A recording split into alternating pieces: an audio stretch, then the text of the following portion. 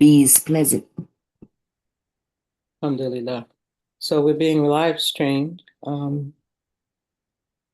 Fleming, we don't see you, but you're there somewhere. It's a black box. You just put yourself on mute, Brother Fleming. There you go. All right. We know you black, but that's a black. Oh, triple darkness. It's triple darkness. That goes back a long way. Oh man. Do you want to open us up, Brother Fleming? Because it's Yes, ma'am. a few minutes after. Thank you very much. Assalamu alaikum, brothers and sisters. We'll open up in our tradition. Well, supplications of Almighty God, Allah. Well, Fatiha. A'udhu billahi minash shaitanir rajim. Bismillahir rahmanir rahim. Alhamdulillahi rabbil alamin. Ar-Rahmanir Rahim. Maliki Yawmiddin. Iyyaka na'budu wa iyyaka nasta'in. اهدنا الصراط المستقيم صراط الذين أنعمت عليهم غير المغضوب عليهم ولا الضالين.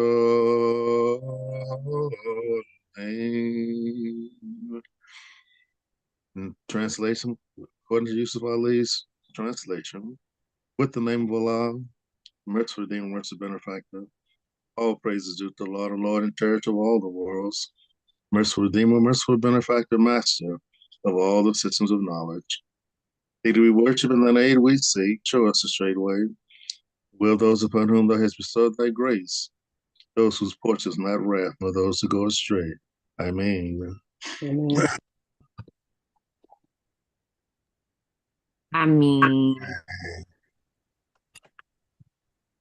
God, Monday morning. God, Monday morning. Got my second grade smile on.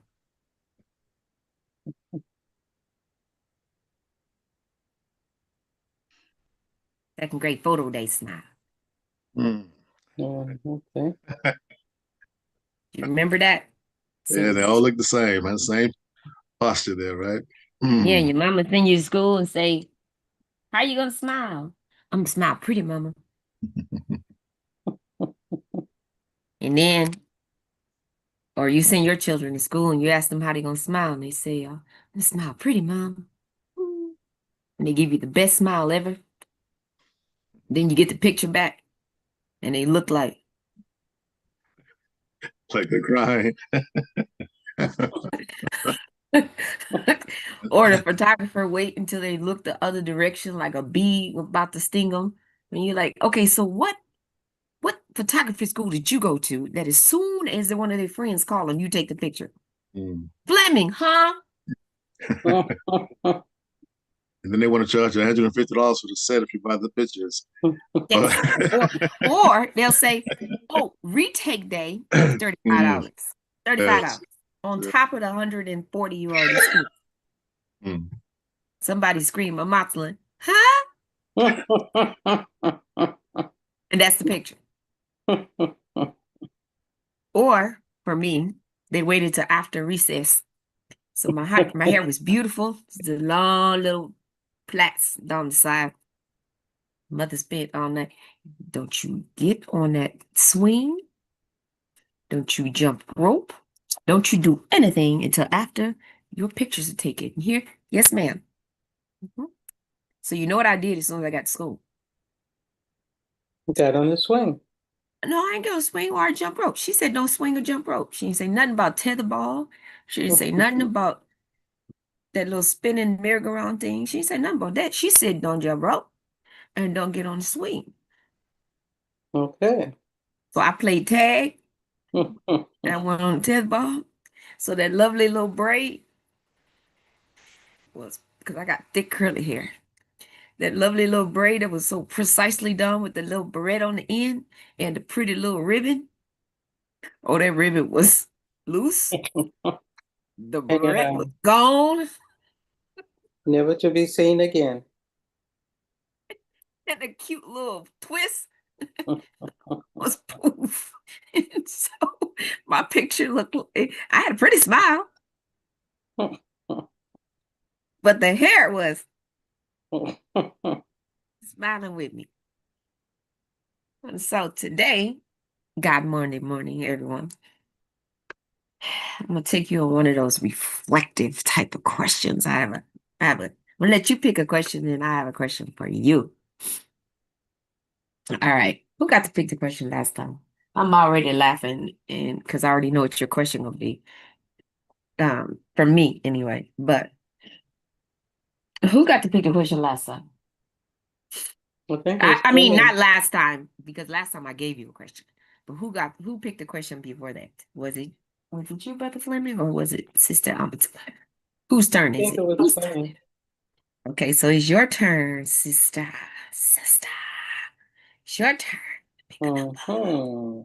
Pick a Okay. number. Pick a number. 1 to 28. Remember that there's 3 different sets of questions, so you get 1 to 28. 1 to 28. I'm It's a going wild to card. choose 15. 15. 15. 15. Let's see. Let's see. 15. Oh, okay. Here's a good one. We'll go from the general stack. Are you good at forgiveness? This is a yes or no question. Nobody got to expand. You know we don't never go with this simple yes and no. Am I good at Are forgiveness? you good at forgiveness? What do you mean by good? I might take my full 3 days for the Yes. forgiveness part to set in. But generally, yes.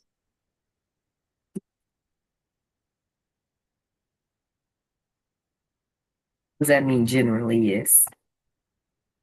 I can think of maybe 2 or 3 times where it was hard, and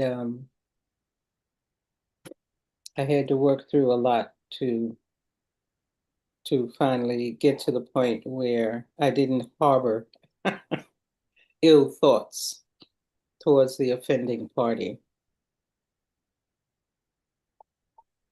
That's a good way to put it. Mhm. That's a nice way to put it. What about you, brother? Are you good at forgiveness? You're on Yeah, mute. Fleming, you put yourself on mute when you start He talking. sure did. He want that recorded. All right. Am I good at forgiveness? I think my biggest challenge is the time factor. I'll be very specific. There was a young lady in high school who promised she'd go to the prom with me. 1 week before the prom, she said no. And I said, why didn't you tell me 3 months ago? I could have gone to plan B. Anyway, it took me years, Of course, I took someone else to the prom. My English teacher intervened. She said, Fleming, I heard you, and maybe don't have a problem. Why don't y'all consider going to prom with each other? I said to myself, how in the world does this woman know about my business? She knows that. I found out later on that one of my best friends had told her that, so we went to prom anyway. But this young lady, maybe 3 or 4 years later, she Facebooked me. No, it wasn't Facebook. It was classmate. Then she was sorry. And believe it or not, I was still holding it in my heart. You I were was, what? I was still holding that against her in my heart at that Oh, time. I guess beyond that, if you fast forward, a young brother who I thought I could trust, and I basically trained him how to do public speaking, etc. And he went the opposite way on me. And oh boy, it took me a while to get that out of my heart because I had all kind of plans for his life.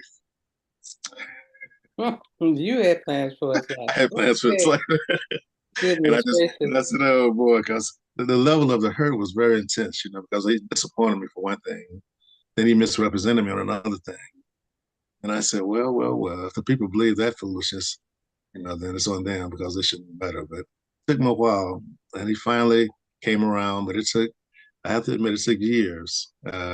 Now we greet each other, hug each other, and whole 9 yards. But it took a while, though. Those are two examples: high school and much, much later on in life. But in general, I forgive, but I don't forget. Okay. So now we talking. Now we talking. I'm telling you, I'm glad you picked this one, Gus. There's some kinks in my armor. Mhm. So the question was forgive. It didn't say anything Yeah. about forgetting. It Yes. said, "Are you good at forgiveness?" And so, Yeah. like I said, it's some kinks in my armor. Okay.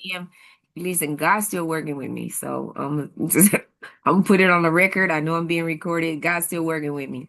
Okay. Well, And working with all my of answer is no, no, no.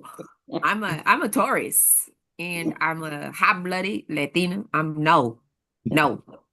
I'm black, Latina, person with disability, all of it. No. I'm not. I'm not. Because being given forgiveness means you're not supposed to bring it up again, right? Mm. You're not supposed to bring it up again.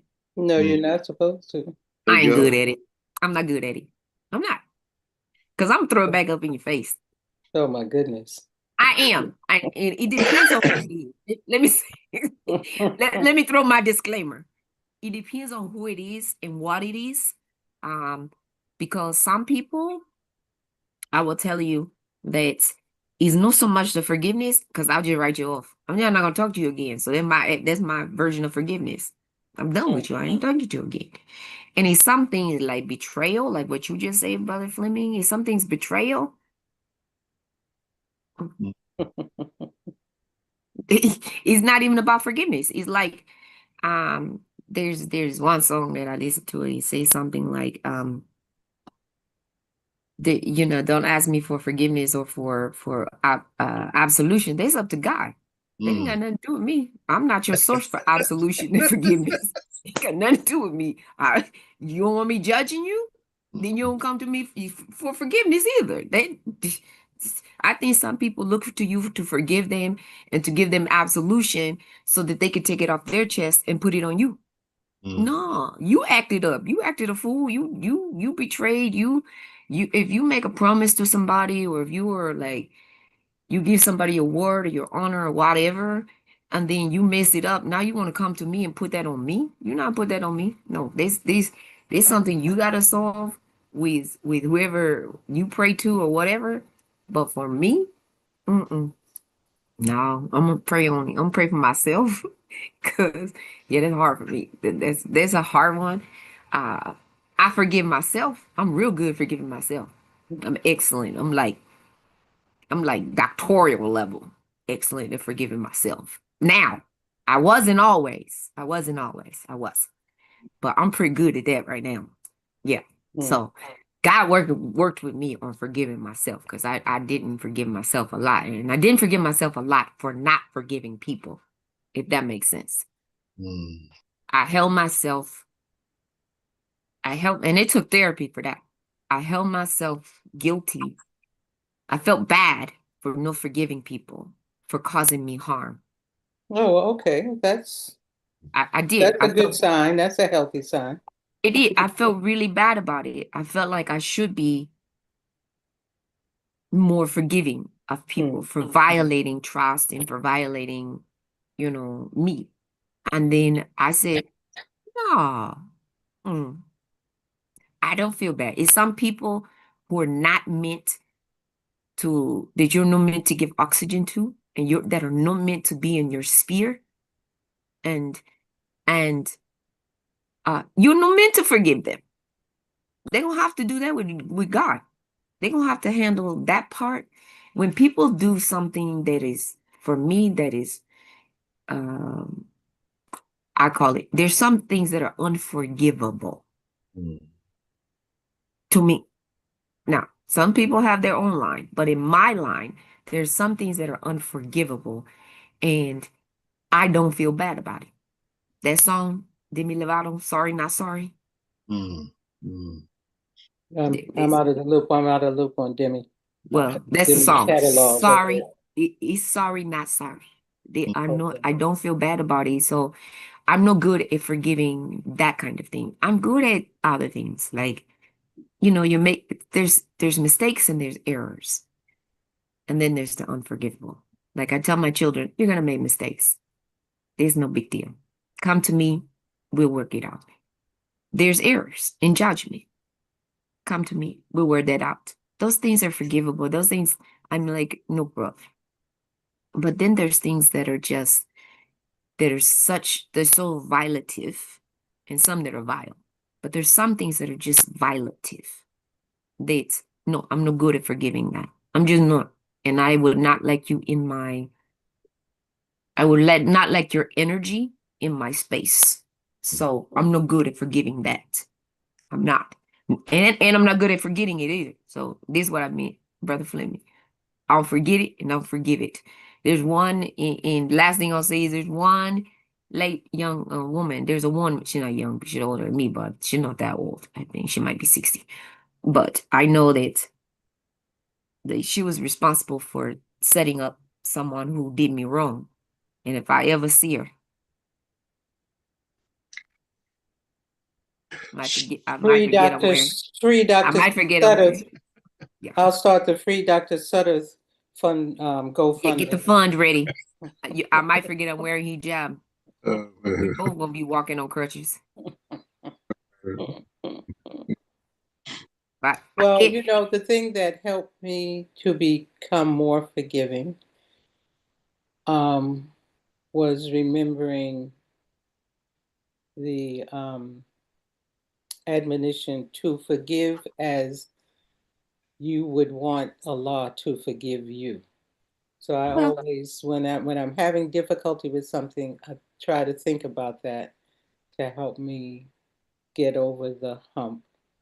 And I know what you're saying, Fleming. There have been a couple of things that took me, years to get over it. And I think as you experience things and as you make mistakes or errors yourself, it can make you realize that as human beings, we are going to offend, we're going to make mistakes.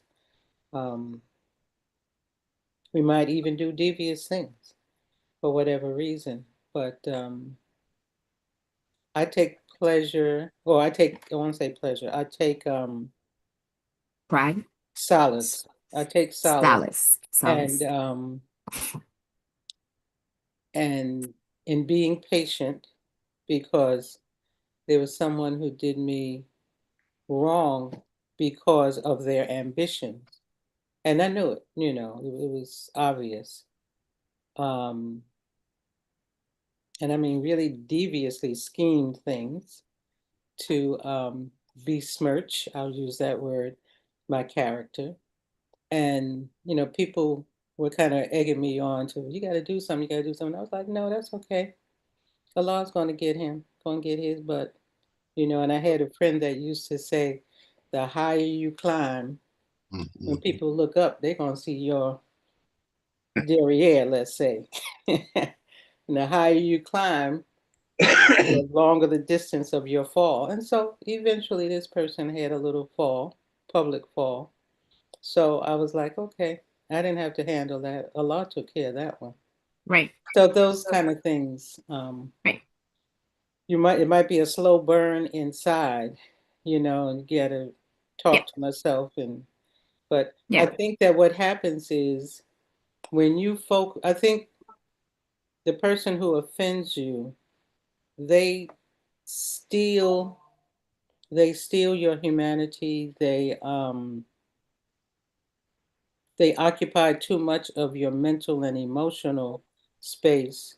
The more Absolutely. you think and, revisit the incident, situation, whatever it might be, the more Sure. you think about it, the more they're robbing from you.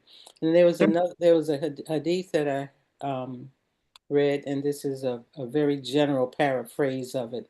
Like if someone, they attack you verbally, or they, whatever they may do that is uh, a lie or an offense or some kind of evil against you, the blessings that they have accumulated or stored, the more they do that to you, the more they lose their blessings and you gain them when you don't retaliate. Like I said, that's a general um, statement of the Hadith. I'll see if I can find it, probably not by the end of this program. But so sometimes if someone is verbally, attacking me or whatever, I just stand there and look at them, and I'm all the while I'm going cha-ching, blessing one, cha-ching, blessing two, and I'm like, I need all the blessings I can get. So keep on. I'll just be quiet. Sometimes they may hit a spot and I'll try to refrain myself so I don't send those blessings back over. Very transactional thinking, I admit. But that transactional thinking in those kind of situations help me to just remain calm and don't engage. And I find a lot of times people who have wicked intentions, when you don't engage them in whatever the situation is, um, that is like water or fire retardant on their plan. So those are some of the things Yeah. that have helped me. Yeah, I'm really good at that. I mean, I do that, especially if you've ever watched me on one of my boards. I'm really good at that because I've got a couple of people who like that. Mm-hmm. I'm really good at that.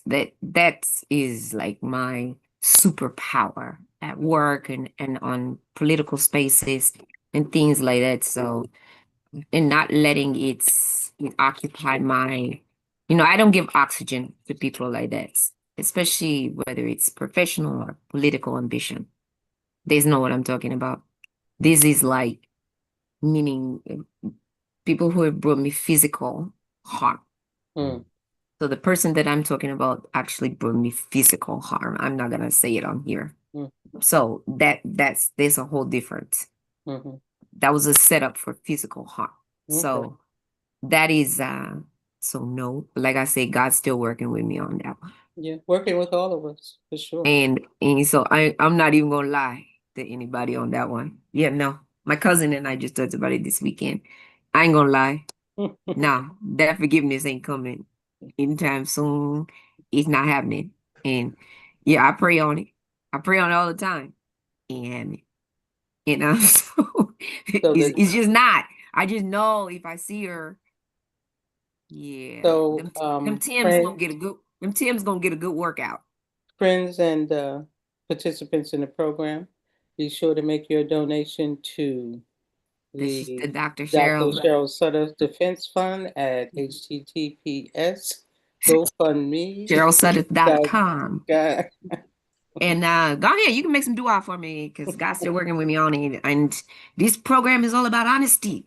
But that's my PSA. However, I did tell my husband yesterday, we were talking about this. I said, I listened to somebody yesterday say, yes, my PSA for this morning is don't let your feelings turn into felonies. So Cheryl's those advice is Good advice. Good advice. Good I keep advice. praying on it so I don't let my feelings turn into felonies because the last thing I'll say on this is that, yeah, I'm not good at braiding the hair because I got carpal tunnel. I don't know how to thread eyebrows. All I got is my words. I'm really good with my words, and I don't know how many of them in prison gonna react to my words. Kind of pretty. So Well, Prison Dial yeah, I'm not gonna let Services my will visit you regularly. yeah, they're gonna visit me, but how my words gonna help me in there? So Oh, and I don't like it. They don't serve organic Brussels sprouts and things like that. So You say yeah, you I ain't kind gonna of let my you say huh? you kind of pretty, huh? I'm kind of pretty. So yeah. So I'm not gonna let my feelings turn into felonies. So I'm just gonna I'm gonna choke it down and yeah, I'm gonna Okay. live with that. I'm gonna Okay. go ahead and work on that some more. Okay. So that's my quote. for everybody. I won't harbor any suspicions, but are you sure that was question 15 that I chose? Yeah, it was. It was. Okay. It was Sounds 15. suspiciously coincidental to this weekend's It was 15. conversation. It was 15. Okay. It was no, that was no something he said to me, and I told him don't let my feelings turn into feelings. Okay. Something he said. And Okay, it's icebreaker. that's icebreaker. This ice is broken. There's no more ice. It's crushed. It's crushed, Crushed yes. this morning. It's We got crushed shredded now. it's almost water. It's Oh, almost man. agua. It's agua. Can I give you some hadith and Quran that might help it a little bit? Yeah, go ahead. Give me Charlie. something. Give me something, sister. Go ahead. Sister, you get to talk. You got to answer the question now first. So Sister. Tawhida is the queen of forgiveness. I'll put that out there. Yes, yes, yes, yes, yes. I And I did ask that question because I'm glad you picked it. It's funny because the last two times that you guys have picked a question, it has come in really good. I should send you these questions. yeah, I But think so that we can have an independent audit of these questions. and it wouldn't be as fun because it was number 15. Seriously, it was Okay, number 15. okay. It's funny because some of the questions are very surreptitious, I should say. Mm. Because because there's one section, insights, that has 28 questions. The section on memories, I'd have 24 questions. Okay. And then the section on general, there are 15 questions. And number 15 is, are you good at forgiveness? Okay. All right. And that's the one I picked for you. Part 1 is forgiveness. Is on general.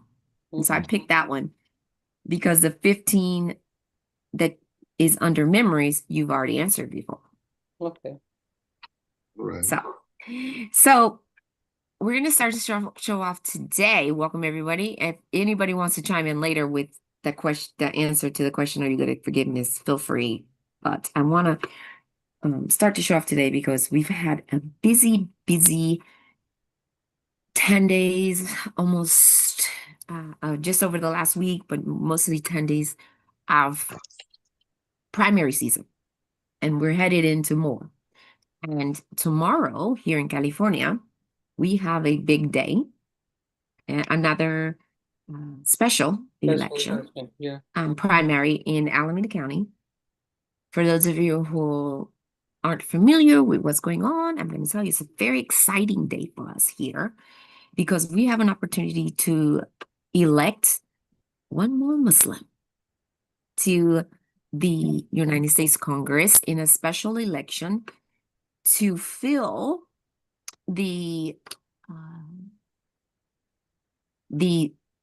I hate saying it this way, so let me say, to fill the congressional seat that was vacated by the former Congressman Eric Swalwell when he resigned.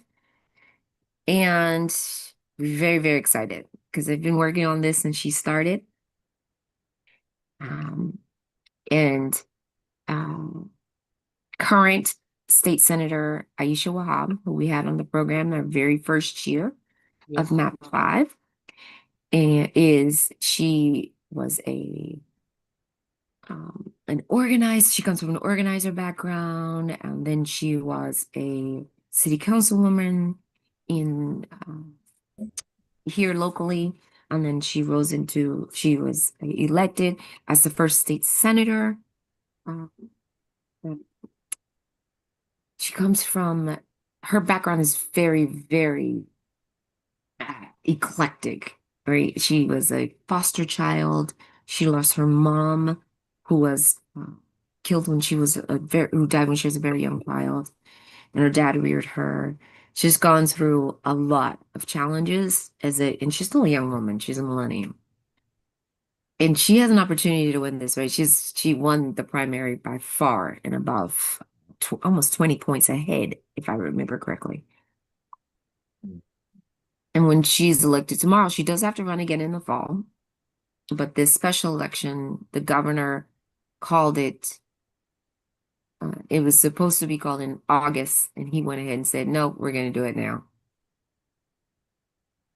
Thank you, Christopher Gavin Newsom. And just another opportunity to get another Muslim in.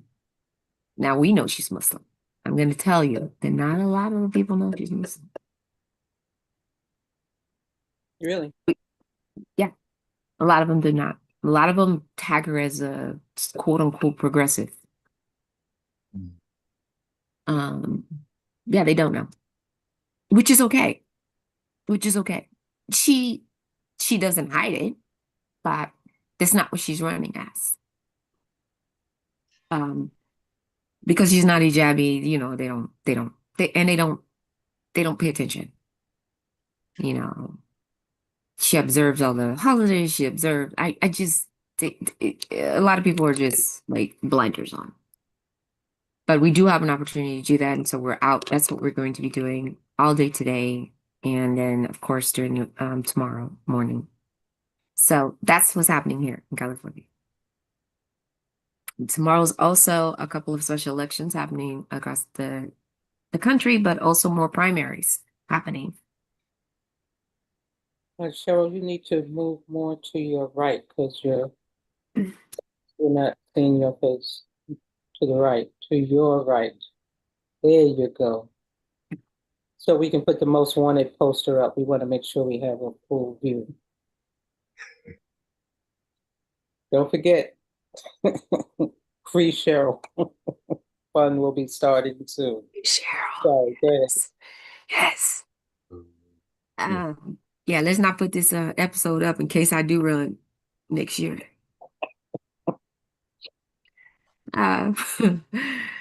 So that's what's happening here. But today we want to talk about a couple things. We want to talk about some more about but civic engagement, but in another context. So I want to start you off with a new question. I want to start you all off, and this is a question that I want to ask you all to think about before you respond. I want you to think about our Bill of Rights. I was talking about this last week. I've been speaking all over the state. I'm headed to DC next week to speak on this actual topic. But I want you to think about the Bill of Rights and what's been happening across the country with not just our voting rights, but our rights, period. And one of the things that we've been talking about is our Bill of Rights for the future.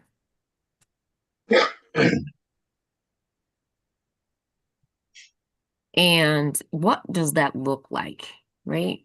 Because we're approaching this monumental anniversary of the country, the 250.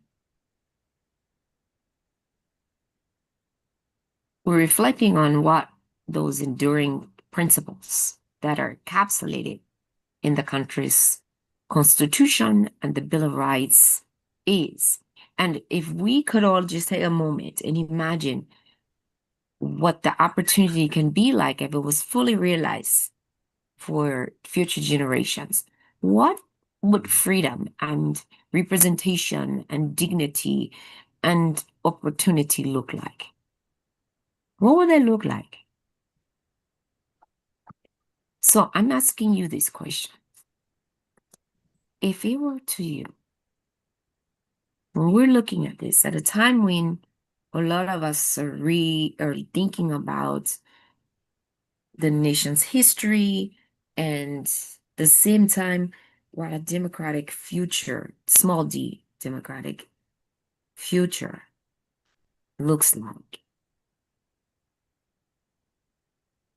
I want us to look at this space we have right now, to have this little dialogue and imagine what civic participation and public participation would look like.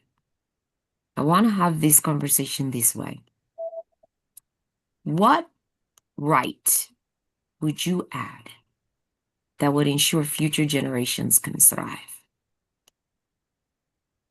What right would you add to the Bill of Rights to ensure that future generations could thrive? If you had the ability to add something to the Bill of Rights to ensure that future generations could thrive, what right would it be? Take a moment to think about it. And as you're thinking about it, just think about it this way. Democracy, as you know, thinking about what we've been going through these last decade or so, especially these last few years, democracy is no static.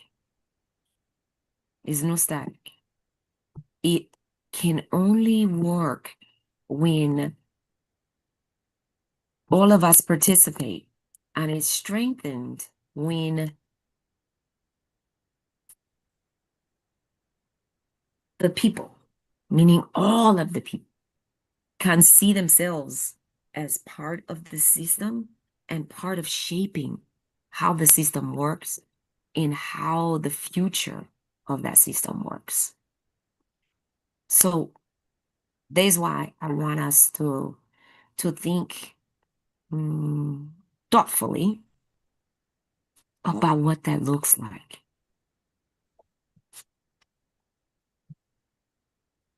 And remember, this has to be for everybody. So I know we're Muslim, but we can't come up with say everybody be Muslim. So we can't come up with something that only works for one part of society. What would that right be? It's got to work for everyone.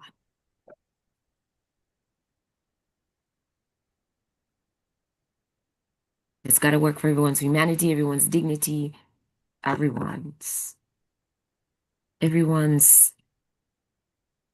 freedom, everyone to have opportunity, and everyone to be represented. What would it be?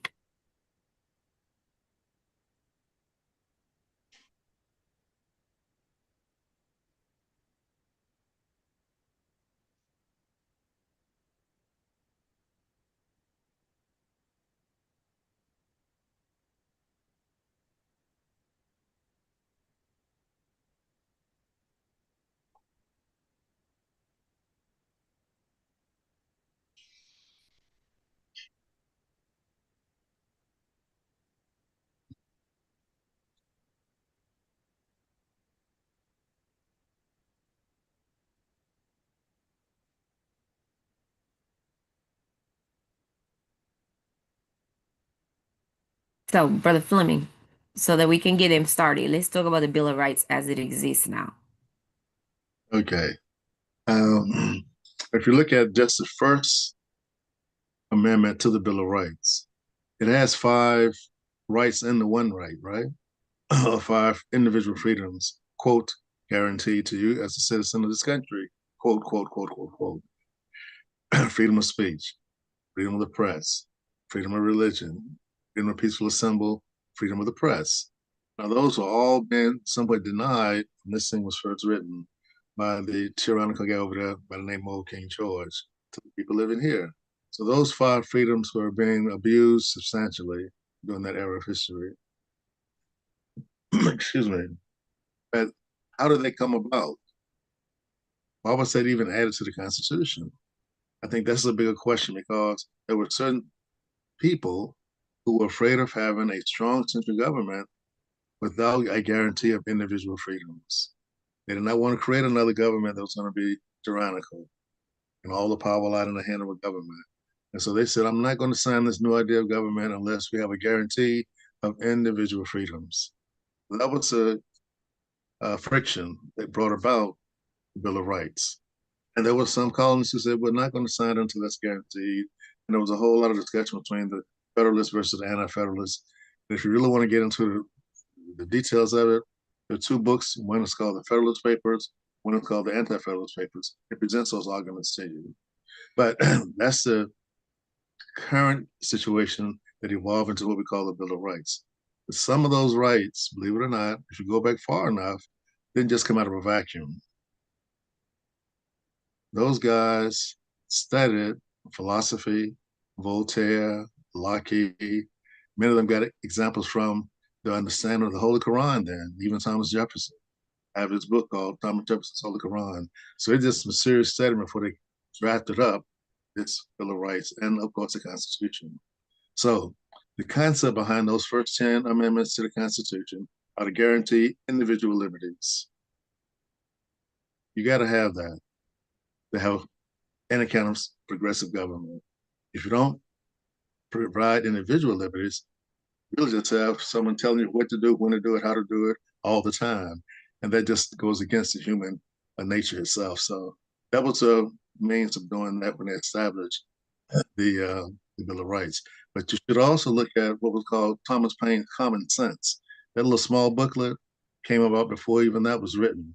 And it tried to encourage these people to get on board. You know you've been abused by these guys over there overseas. In fact, they used the word slaves. Become slaves of old King George. Let's break off these chains and guarantee our individual freedoms. And so that book became one of the greatest sellers in America at that time, or what we call the colonies. So that was like the catalyst to get it all started. And you had the Declaration of Independence, and eventually you had the Constitution written. But that's the concept behind it. If you don't have individual liberties, and I can go back one step further. If you go back to the Medina Charter, they also guaranteed individual liberties there in that document. Even to the point of telling idolaters they can still maintain their traditions if they didn't break the peace. The Jewish community, they can maintain their Jewish traditions if they didn't break the peace. And no one went after them trying to make sure they were still practicing those kind of religions. They were free to do so. As long as they didn't do what, brothers and sisters, break the peace. So there's a linkage. This conversation is not long enough for me to get into the details of it, but there is a connection between what was in that Medina Charter and what we eventually called the Bill of Rights in America. Food for thought. But its concept is by what? Individual liberties. And I end with this. I was speaking yesterday to about 1,000 people about Forsyth Strong, a new organization, interfaith, community nonprofits, etc., community leaders.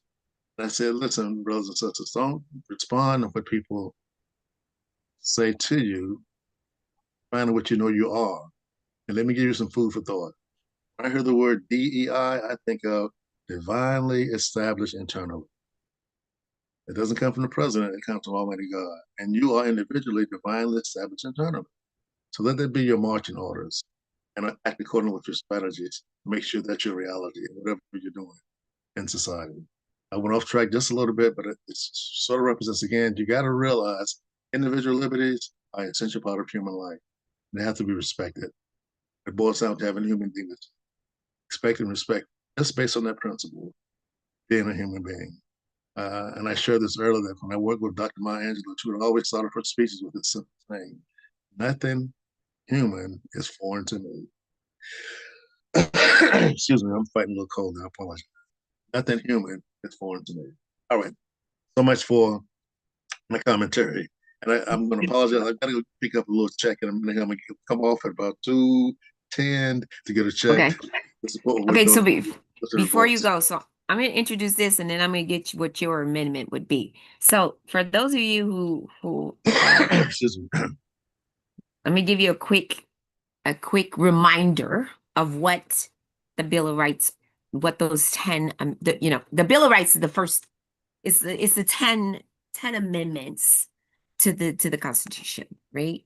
It's those 10 amendments. It's the first 10 amendments to the U.S. Constitution. So, First Amendment, freedom of religion, speech, press, assembly, and petition. Mostly anything dealing with communication. On the Second Amendment, as most of you should know, right to bear arms, to keep and bear arms.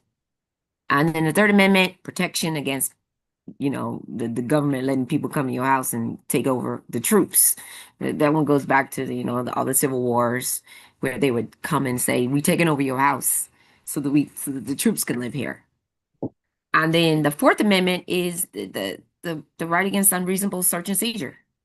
So that's, they can't just stop you when you're driving down the street and saying, I'm going to search your car without reasonable suspicion, without reasonableness. They can't come into your house without a search warrant, without, they got to have a reason to stop you, either in your car or on the street when you're walking on the street, or coming into your house without a warrant. Unless, of course, you're driving while black, breathing while black, walking while black, right? Living while black in some areas. That's why we stay off the East Coast. Hmm. Had to say it. I'm just saying. I'm not going to agree with that. I'm just saying. Don't forget about the Knicks who won the championship. Yeah. But they couldn't go outside and they couldn't go outside and properly celebrate. Yeah. Fifth Amendment.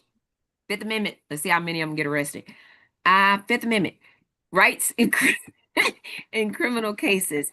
That means, so the Fifth Amendment is the one, and this is a big one for most of us, right? The Fifth Amendment says that you have to have due process. And if you remember, that's the one where people say, oh, I plead the fifth, I plead the fifth, I plead the fifth. That means you can't, that's a right against self-incrimination. So if you don't remember anything else, if somebody asks you a question, I plead the fifth. I don't have anything to say. If they ask, if you get pulled over and the cops say, do you know why I pulled you over? I don't know, I plead the fifth. I mean, why would you say, yeah, I know you pulled me over. I was driving 45 in the 20. You doing his job for him for? Let him tell you why he pulled you over. I don't know. You busy today. You ain't got nothing else to do today. I don't know why you pulled me over. I mean, I think that's one of the silliest questions ever. Do you know why I'm pulling you over? Yeah, I ran that stop sign back there. I don't know. Why were you pulling me over? Fifth Amendment, right against self-incrimination.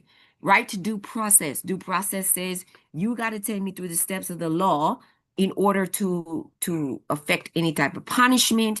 You got to tell me if I want to go to court, I got to go to court. If I want to post bail, I got to post bail. If you want to, if you have to write me a ticket, you got to write me a ticket. You have to take me through all the steps. You can't just impose any type of fine, criminal action against me without taking through all the steps. That's just not for so-called U.S. citizens. That's for anyone in the country. And it gets distorted because people are like, oh, they're in the country illegally. Doesn't matter. The Constitution does not make a distinction between a citizen and a non-citizen. Of anyone in the country is subject to due process. I know people get upset about it, but it doesn't make that distinction. Even prisoners of war have a right to due process. Sixth Amendment is a right to a fair trial. You can't just have a, what do you call those things? Is it kangaroo court? Kangaroo court. Kangaroo court. You can't just say kangaroo court. Exactly. Yeah, kangaroo. You can't just say anybody can. You gotta have a fair trial. You gotta have impartial jury. You gotta have jury or peers. You gotta have a judge who is not vested in the outcome. You can't have just throw people in and say already find them guilty before they go to court. It is, as well as the Seventh Amendment, which says that you gotta have a right to a jury trial in civil case. You can waive that and say, I just want a bench trial where it's just the judge, but you have a right to a jury trial in a civil case if you so desire. The Eighth Amendment, now this is one that a lot of people overlook, but the Eighth Amendment says that you have a right to be protected against excessive bail, excessive fines, and cruel and unusual punishment. Most people know the end. They know cruel and unusual punishment. They don't know, and they know excessive bail, but they don't realize excessive fines. Excessive fines is, okay, so you can't have the same bail. Okay, they put you on $1 million bail because I don't know, you stole $200 worth of bread. So they say you got a $250,000 bail. That's what you give people who committed homicide. So it's things like that. Or a fine. if the fine is disproportionate to the crime. So they can't also charge you. Here in California, I was part of a group that spent almost 7 years having fees and fines reduced for first juveniles and then adults. We did it in Contra Costa and Alameda County, and now it's throughout the state to take away juvenile fines. And again, the adults was just a few years after, because those fines were stacking up against parents. They were charging parents for the ankle monitors and fees for the juveniles to go to probation officers to, so if your child got in trouble, you had to pay the system, reimburse the system for keeping your child in juvenile detention. And a lot of these parents could not afford it. And so what was happening was that they weren't just getting fines, they were getting, it would show up against their DMV records. Some of these parents could not get certified, so that you couldn't get certification for your accountant. If you were an accountant, you couldn't get your CPA license. If you drove a taxi, they would not let you renew your medallion. If you ran a daycare, you couldn't get a daycare.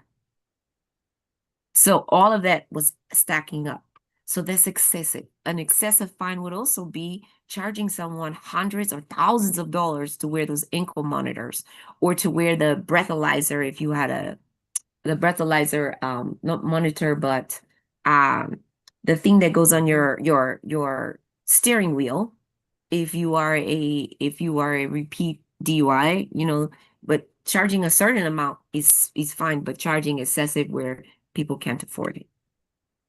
The Ninth Amendment says that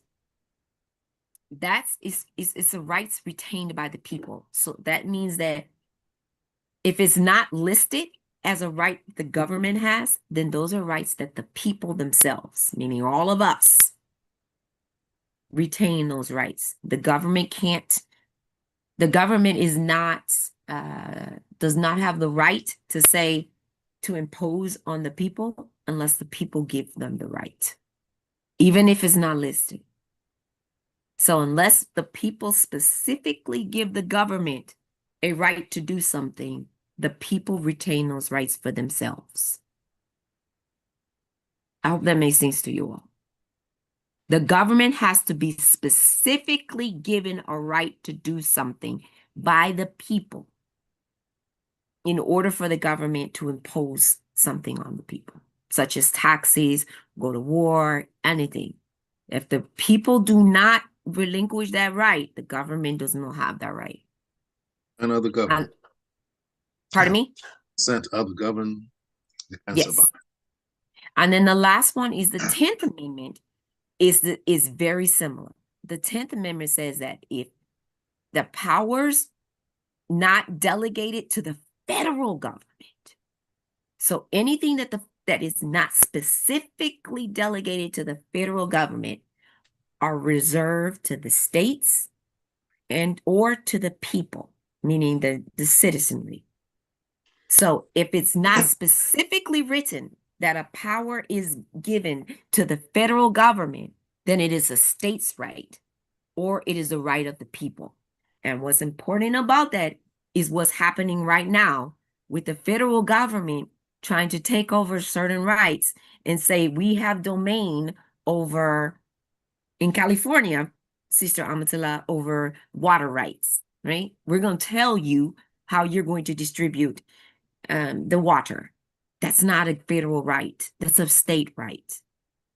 And so that's where, our state's attorney is saying, our attorney general is saying, hey, hold up, buddy. Back up off of here. That's not your right. You don't tell us how to do this. Or in any other state where federal government is coming in and saying, you must run your elections this way. It's not a federal right. It's a state right. You must give us your ballots this way. You can't have mail-in ballot. That's not a federal right. It's a state right. So unless the federal government is given these powers specifically delegated in the Constitution, the United States Constitution, it is not a federal right. It is a state right, or it is a right reserved to the people themselves. The people themselves have to delegate those rights to the federal government. The only way to do that is to have a constitutional convention where you change the entire constitution. You cannot, even Congress cannot take away the people's right and give it to the federal government by themselves. It has to be the people who relegate that back to who take those rights and give those rights away. And I know that there's a lot of chatter sometimes where people are like, oh, they're going to change the rules and they're going to change the Constitution. They cannot change the Constitution without the people, which is you and me and all of us, all hundreds of millions of us, agreeing that that is what we want. Go ahead, Brother Fleming. I'm going to put that in the chat. I'm going to put the 10 amendments in the chat so you can see it. But right now, I'm going to, Brother Fleming talk, but I also want us to answer my question. What right would you add? And I see Brother Ishmael has added one, but before I read his, Brother Fleming, go ahead. I apologize because of my crazy schedule. I know.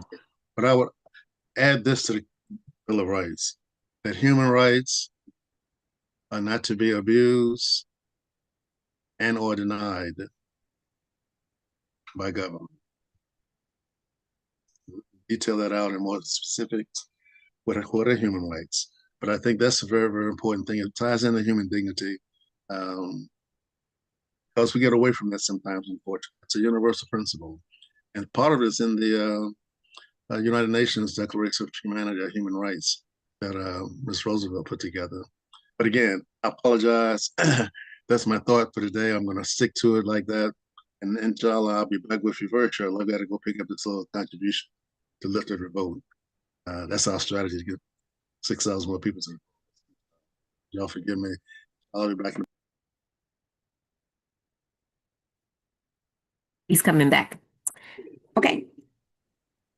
Sister. Okay.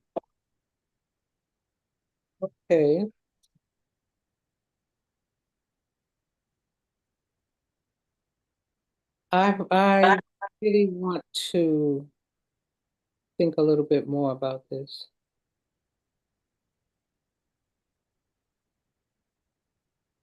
I'm adding the question.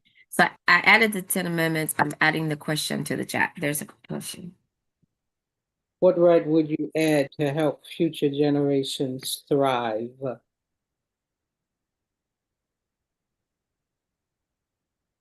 Here, I'm going to add a little bit more. Thrive and ensure that they can. So to help them thrive, but also just ensure that they can edit. Let's see.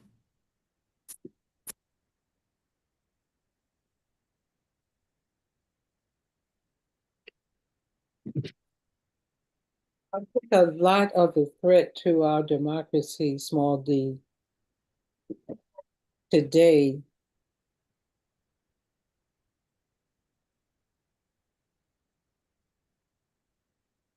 has been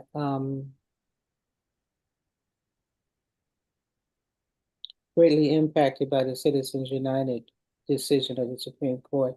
And I think that if I would say future generations would thrive, especially with technology, I would add something that clarifies that we're talking about human beings, not legal structures or artificial life forms in terms of the rights that are extended. It would be something that you'd have to really craft the language of it very carefully, because as we see even with the Constitution, a lot of our problems are because of the limitation of language that was used back in 1775, 76, as opposed to what has evolved in the society and people with nefarious intent have tried to circumvent, and in this current administration, shown really mind all the loopholes and the ambiguities of what of the gray areas as opposed to the black and white areas. And I'm talking about what is clear language means versus what it doesn't mean. And in between, there is very often gray language. And when you get people of a certain philosophical base on your Supreme Court, you can have decisions made that really stay in those gray areas and exploit the gray areas in ways that deny the citizens, the common citizens, protections and rights. And I'm sorry if that language is so vague, but I'm working it out in my head right now. But I think I would have to say would have to be it could be a right that preserves the supremacy of the human being over corporate entities and artificial, technical, robots, whatever kind of entities, if that makes sense. You want to read what Brother Ishmael put in the chat? What he put in the chat, Brother Ishmael said, where is Ishmael? He said, he did the same thing. Okay, constitutional right that explicitly protects the integrity of the human person, mind, conscious, and moral nature. It obligates the society to educate and protect that nature. This would be a key to the survival and healthy progress of future generations. Yeah. Brother, go ahead on, Brother Ishmael. Is Martha saying live to cause no harm? She was talking about what our discussion from earlier. Okay. But yeah, thank you, Brother Ishmael. You helped me to think out. And in the chat, how he has put a brief summary of the different amendments as you did show. Okay. All right. So I agree with Brother Page. I hadn't even seen his, but it made me, that was what I could think of.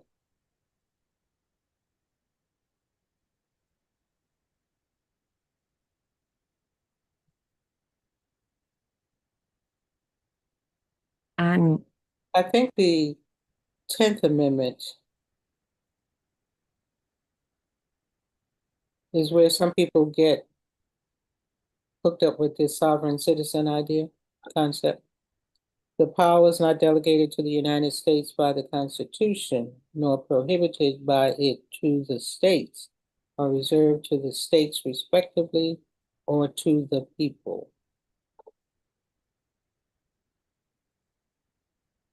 Maybe that's what the purpose of this sovereign citizen. You think that's where they get that from? I think that might be a part of it. I'll look into the other.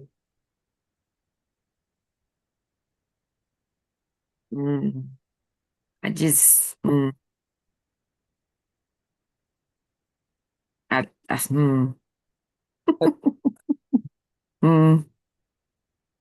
I think, you mentioned the mail-in voting, which I had thought about too. When this whole narrative that the current administration has brought out in terms of fraud and the votes of, the elections are fixed. When they keep broadcasting that, and it's covered, and it's when you look at a state like California and the population of California and the laws, the election laws that the state of California has established, and the people in the state of California continue to want to exist. And I think it's important for citizens to know, in spite of that narrative from the White House, from Congress people, that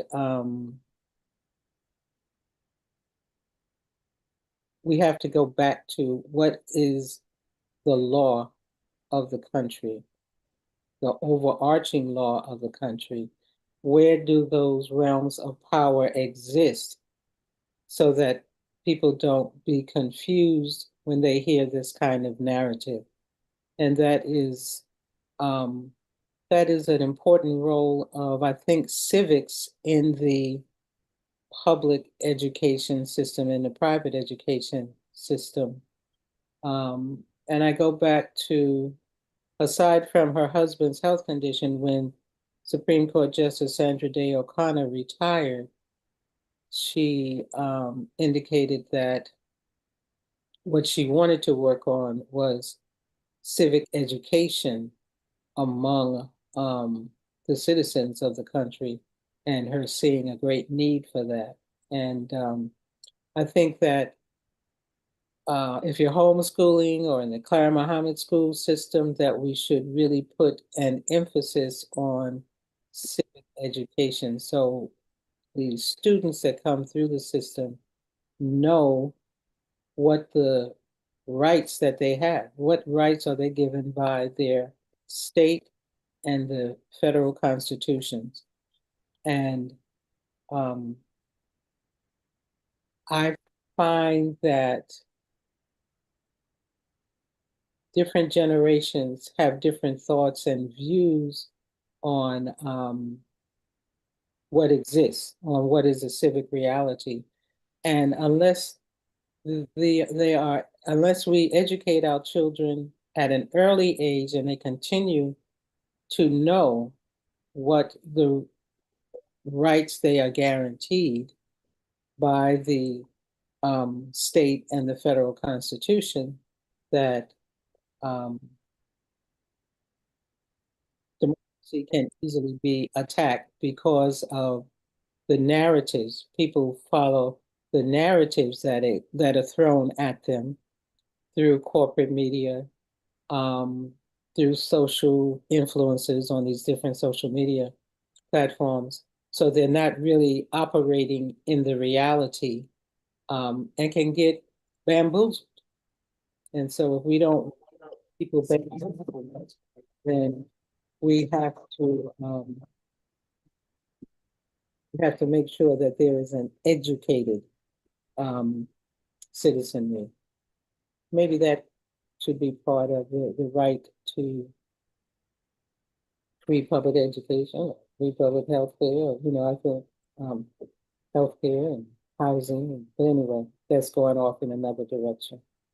Might be covered by Fleming's thing of human rights, because I think that the right to education, healthcare, and housing is part of that UN Declaration of Human Rights. I could be wrong, but I believe that it is. Yeah, I think um I think all of that is part of what I was asking about. I have rewritten what kind of what my question is.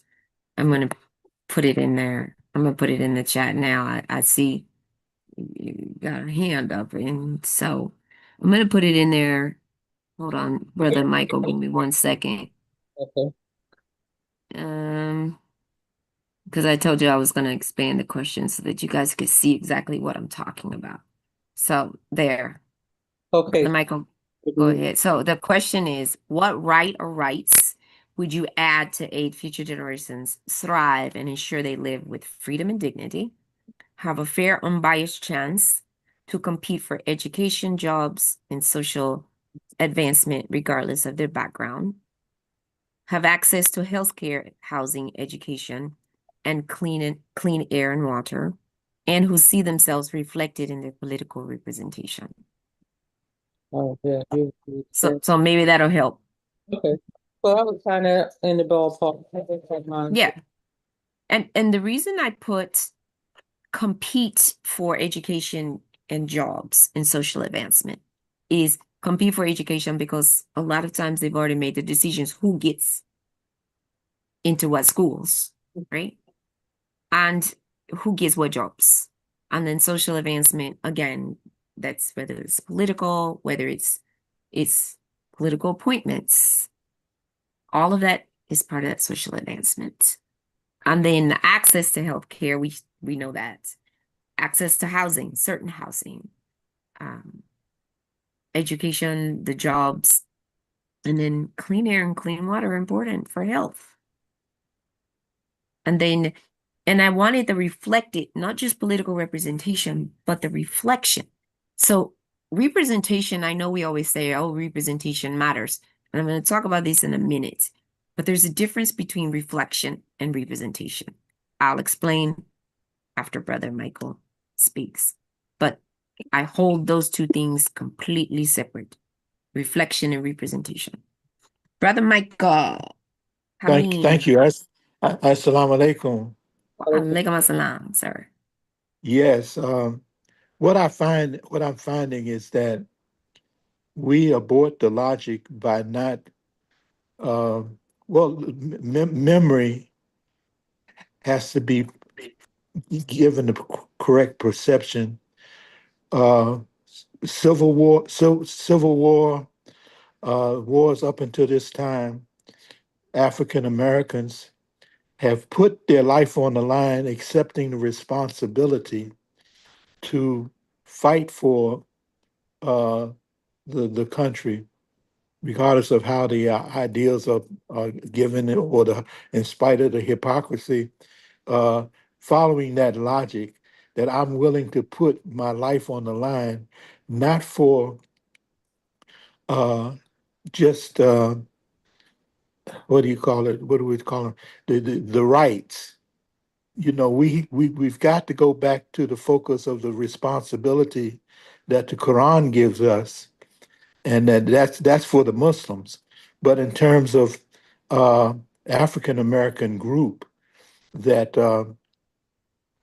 we owe a debt to the Creator for easing our situation and our condition to where we can actually see we have a room in the house of America, in spite of all of the machinations to keep us suppressed and being used.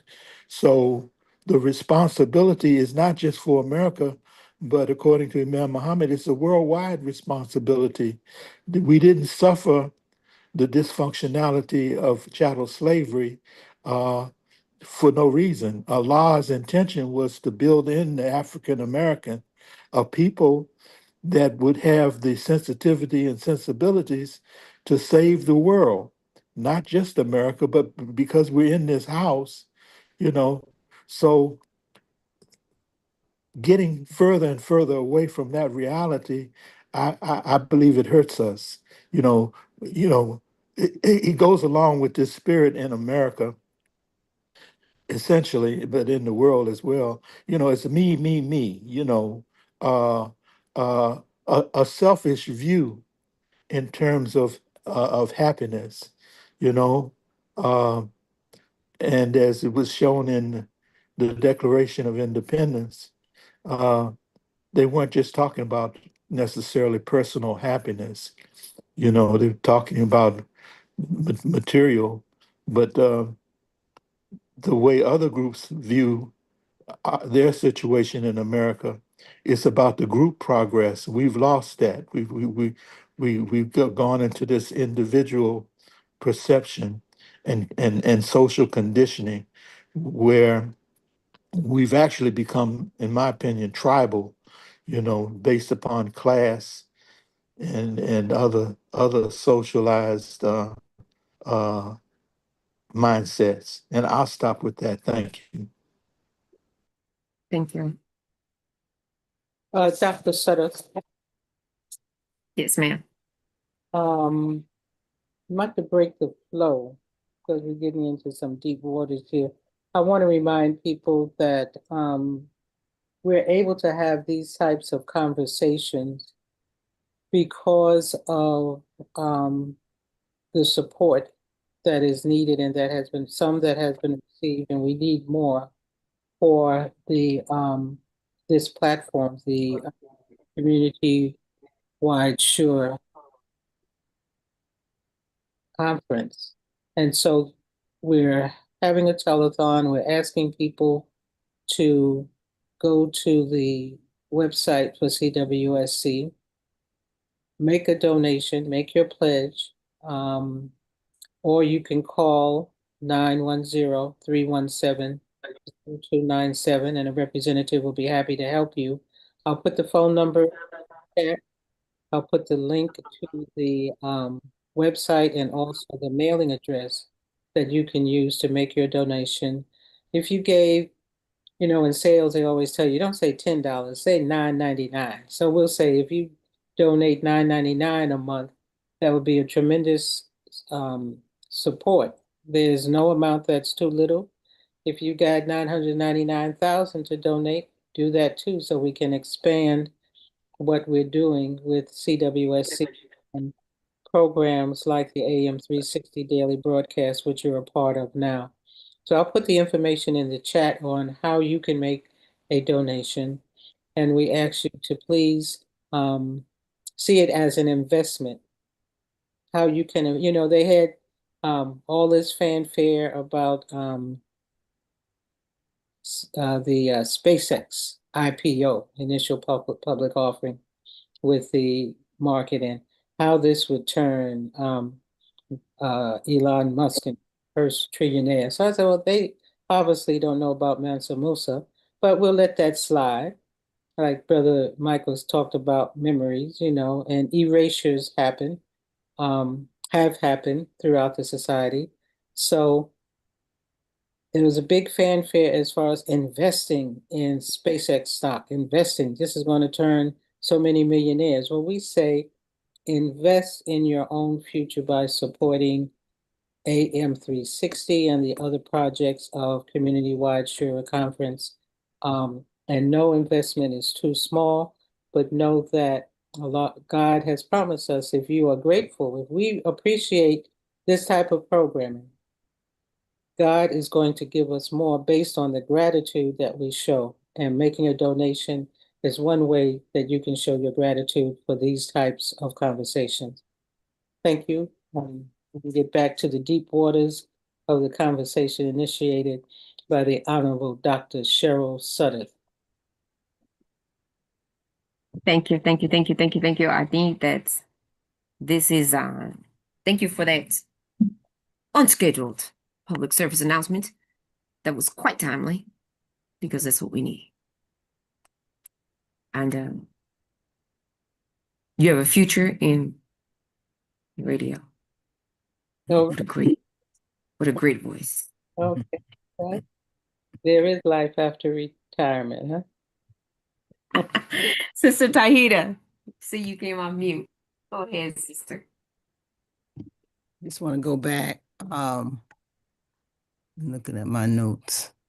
So your question, future generations, what principles, basically rights or policies would best help future generations thrive is the summary.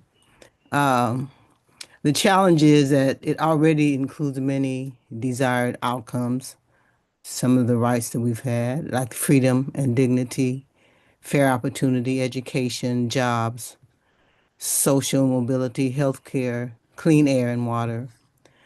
So it says rather than list the benefits, we should identify foundational principles that make all these possible, like the right to human development. Every person has the right to be conditioned, right to the conditions necessary to develop their full human potential and to participate meaningfully in society. Why?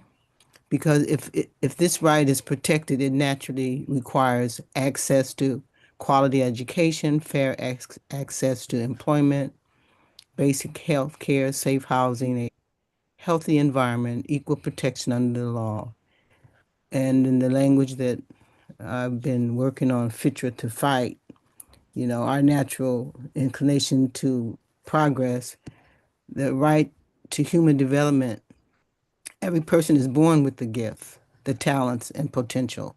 Society has a responsibility to create conditions where individuals can discover who they are, develop what has been placed within them, and contribute those gifts to society. It's like the Dawa focus. So I would add to the right to human flourishing. Every person should have a fair opportunity to discover their purpose, develop their abilities, and contribute to society with dignity, freedom, and hope. This is the universal answer that I in chat has come up with. Thank you. And then Allah has honored the children. That's 1770. Allah has honored the children of Adam. That is Quranic connection. Thank you.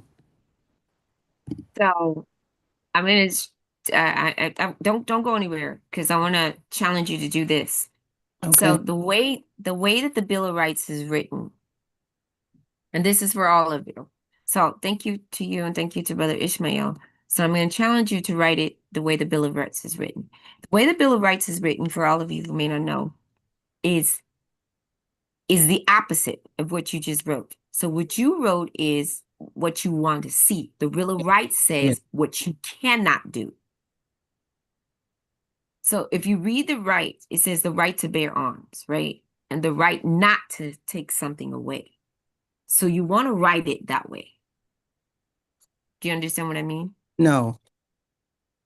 So the right that you want to say is, so the freedom of speech, freedom of religion, freedom of press, the Mhm. right to keep and bear arms, the protection against something, the protection against unreasonable search and seizure, the protection, the right in criminal cases, the right to a fair trial, the right to a jury trial, the protection against excessive bail, fines, cruel and unusual punishment. Yes. So how would you write that so that it's the right against someone taking away dignity, the Mhm. right for?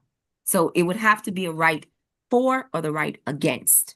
Do you Yes. understand what I mean? Yes. So the right against the destruction of humanity, the right against like during slavery they actually destroyed people's humanity. So Mhm. you'd have to take it and put it in those terms, Mhm. is what I'm saying. Okay. So I want to challenge us to say, okay, when you say protection against excessive bail, fines, and cruel and unusual punishment, people saw that cruel and unusual punishment, that's what slavery was, right? Yes. So how would we say that? How would we say that, how would we term it instead of saying, oh, the right to live a dignified life? Okay, that's so broad.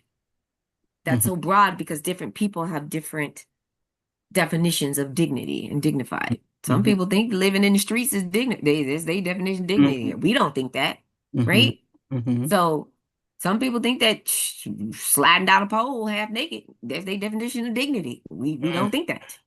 So we can't, that is just a different dignity. Mhm. So how do you take that humanity and put that in terms of what that right is? Okay. Because they're saying that, the right, the pursuit of happiness.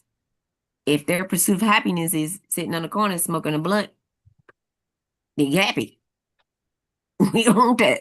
So how do you put that in terms of, remember, this is not from your lens of your religion. It's got to be for everyone's small d democracy. Mhm. Because it's going to go in the Constitution for every hundreds of millions of people. So how do we put that in there? Okay. Okay, Brother Michael. So that's what I'm kind of looking for, so we can come up with something. I'll be in DC next week. Well, I would say foundational republic of the United States of America, and intelligent, people recognized how the ideas of al-Islam, the ideas of Prophet Muhammad and the Quran are quietly utilized inside of this low D democracy. Um, and so God is calling humanity to excellence. So these things that demean the human being universally show the human being is being demoralized in terms of their behavior, acting out of ignorance. The people who are devoted to God have a responsibility to lead Christian Americans, Jewish Americans, Buddhist Americans, so on and so forth. The excellence, you don't, the standards, you don't drop the standards. You hold out and you defend the standards of excellence that are universal for any human being that were kind of like put forward in the Declaration of Independence. But it's much, we can have much stronger language, in terms of what demeans human life, selfishness, uh, and the other things, the lack of empathy, and so on and so forth. So it's not trying to please everybody. Hell, a lot of people don't have enough sense to be pleased with what's good for them. So we have to set the standards, those that know. And the hell with those that think that they know and just spouting off and acting any old kind of way. That's not the standard. And we have to reject that and hold out standards for those who can come out of this sickness of uh, a freedom that's exercised in very unbecoming ways. Thank you. Thank you. I agree with you. However, I'm going to challenge you on it again. This is a constitution for a country. This is not a constitution for a religion. So when you started off and you said intelligent people, no, you got to remember you're dealing in a country where the collective intelligence is that of a middle schooler. Yeah, less than that. So they picking boogers Yeah, but that's and my they point. touching and My they touching point. they and they sniffing they behind. So My, you my can't point. you My point can't is no, that I there get are it. So standards.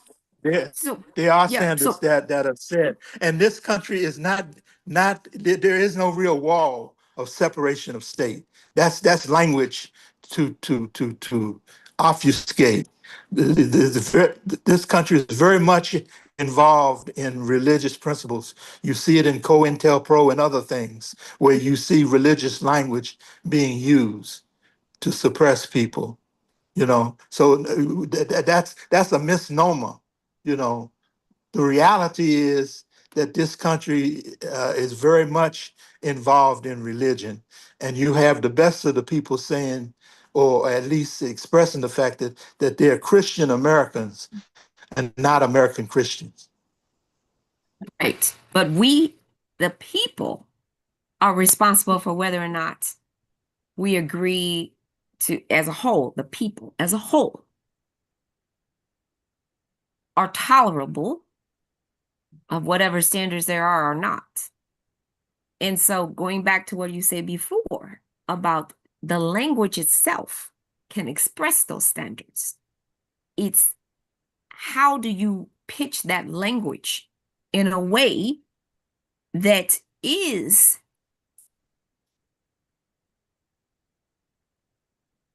under the terms of human dignity. And there is a way to do that.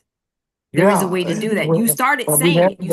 We You started saying we it. have And it. so, We have it. no, but that's what I'm looking for. You started saying it. Sister Amatullah said it. Brother Fleming was saying it. I think in Brother Ishmael's comments, it was said. So what I'm trying to get us to do, I'm trying to get us to come up to a whole nother level. It can still say, it can be the principles of Islam without even muttering the word Islam. It's still the Yeah, I agree, principles and that's of what I'm humanity saying. and dignity. I know, That's what brother. I'm. And what I'm That's what I'm trying, saying. but I'm trying to get you to say the actual right. The right has to be there. And I don't want us attacking people's intelligence or anything else. I just want us to come up with what would that look like in a right under the Constitution if it's a new amendment without looking at anybody. I don't want to attack anybody's religion, anybody's beliefs. But what would that look like for future generations? We're going to help future generations have access. We're going to help future generations thrive.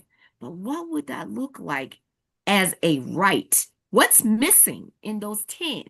What's missing in those 10? What's missing is the application, the courage of the knowledgeable people to apply and not have strategies that present a caste system and present influences that keep keep the common people expressing freedom in an ignorant and unacceptable way.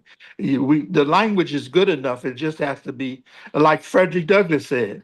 You're people that you claim Christianity, you claim democracy, but you're hypocrites, and your behavior is that would shame a nation of savages. And at that time, the nation was a nation of savages. He was just being polite. Yeah. Sister Manira. Assalamu alaikum. Well, I'm going to word this the best I can, but I'm looking for the protection of the shared freedom space, including the protection of the environment and all the elements of society that we share collectively as human beings. And this is going to encapsulate also truth in advertising and truth in politics and all the things that harm society, targeting children with things that take away their innocence and all the ills that we see running rampant. There has to be protection of the shared freedom space where people don't even have the freedom to be a criminal in the language. You don't have the freedom to set out to bribe your neighbor or try to steal the deed to their house or to plot to steal and do theft, or that's not the freedom that we want to promote. That you don't have the freedom to do those things. You have freedom to uphold the Constitution and the elements now of we cooking with hot grease. Now we cooking with hot yeah. grease. Now we cooking Yeah. with hot grease. Now I can take that and make that into something. Now I got you. Mhm. So, that's along those principles, those time old principles. If you're going from the Bible, thou shalt not steal, thou shalt not, whatever, all that kind of stuff, right? Because that's Mhm. where these come from. If you really think about it, that's where Yes. these amendments stem from, right? It Yes, stems from because those kind of principles. they start out with giving us our God-given rights. Our That's right. God-given rights don't include bribery or pedophilia or Adultery or gambling, stealing adultery, or any all of of that. that, Right. or plotting to do a crime against your neighbor and hurt your neighbor. Those aren't the God-given rights that we are founded on. So how do we protect our shared freedom space? Um, and even in the language of choosing gender, all that would fall up under that with the right wording and the right sharing of freedom space. It has to be based on collective principles. And all of the Abrahamic faiths have shared principles. If you strip away the name of it being Christianity or Judaism or Al-Islam, there are shared principles there that run through all of the Abrahamic faiths. And Right. even just people who don't claim those faiths but have strong morality, there's been too much freedom given for people to lie, cheat, and steal. And this is causing the destruction of society. Right. Okay. And it'll cover politics and fake news, and uh it'll just cover so much, you know. No, So no, I agree. yeah. I think that's what I'm kind of was hoping to hear. So thank you for that. And that's Alhamdulillah.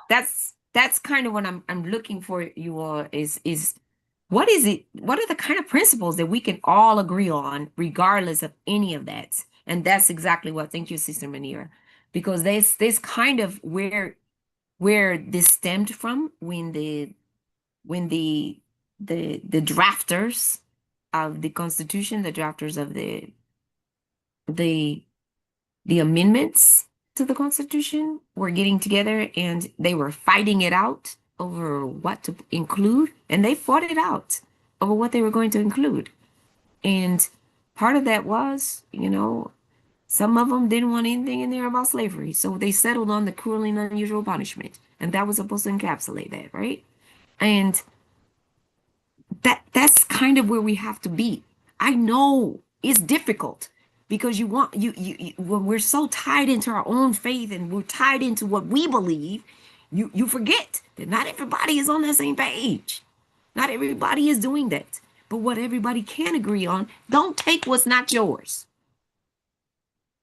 Can't walk down the street slapping the mess out of people because you're mad. You can't go into somebody's house that's not yours and take what they earned. If you ain't work for it, you don't deserve to be paid for it. It's some basic human principles. Going back to humanity, what we talked about, some basic principles of humanity that the majority of people, not everybody agrees on that either, because there's some people who just don't belong in polite society. There's a place for them. And can I just Sisters, say one go more ahead. thing too? Sure. The act of treason, actively working against the Constitution, uh, it's like it's being treated like it's no big deal, but it is a huge deal, Sure. and it should be dealt with uh, to the severity that it represents destabilizing our government, our Constitution. That's treason. You're taking America and turning it into something else, actively working against it. So,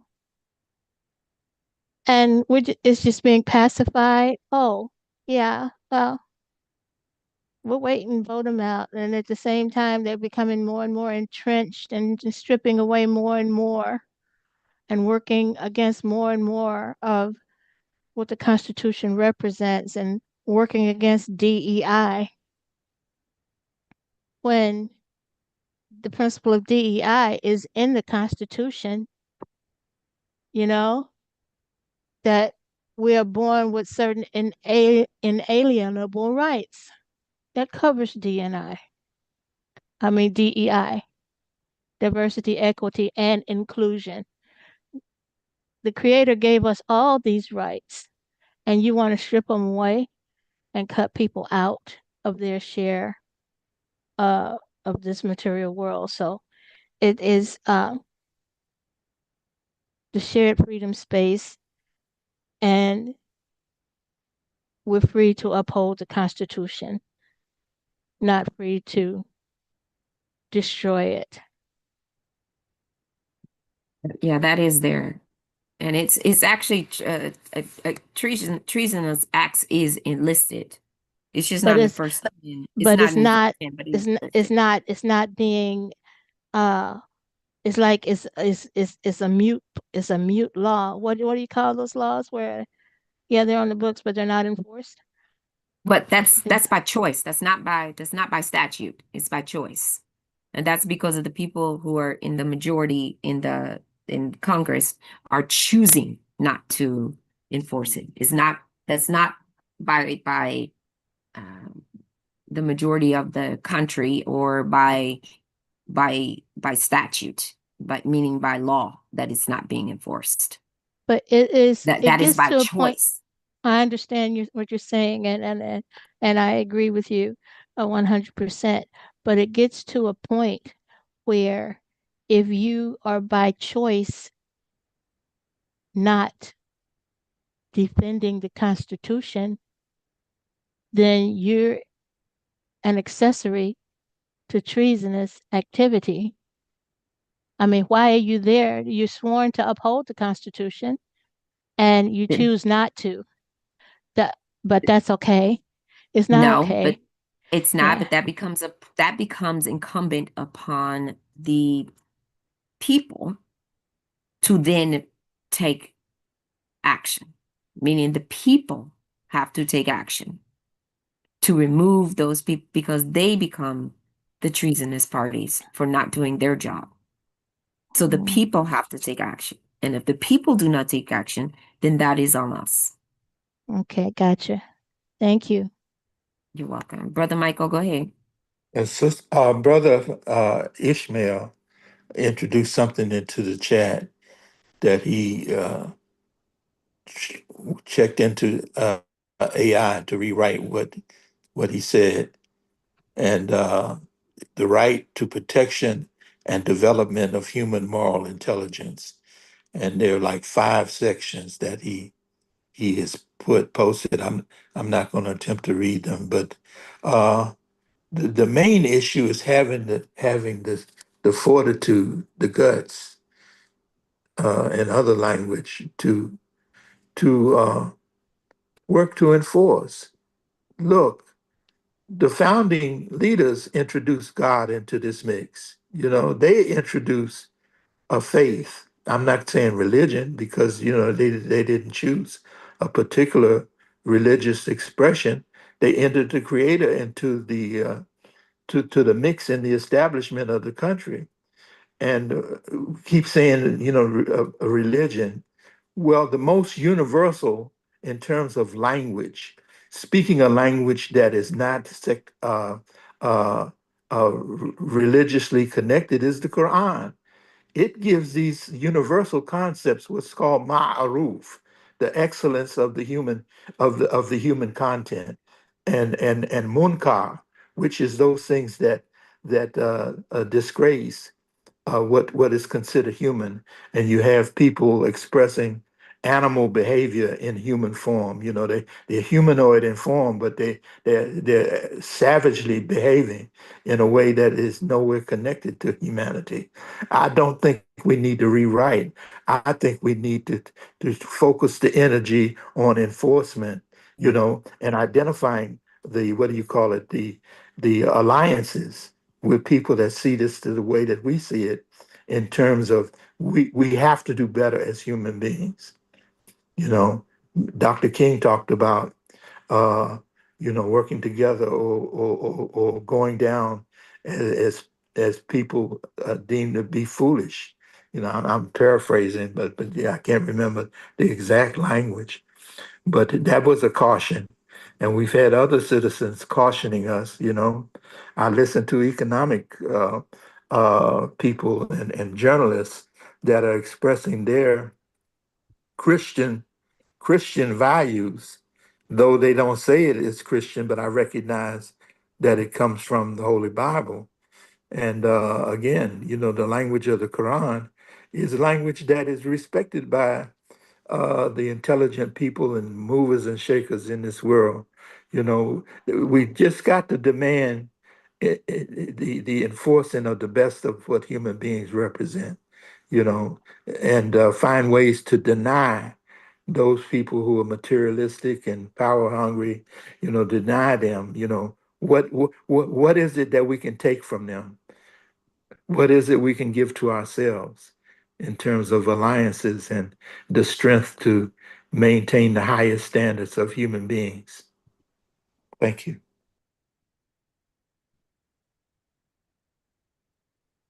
Okay, thank you.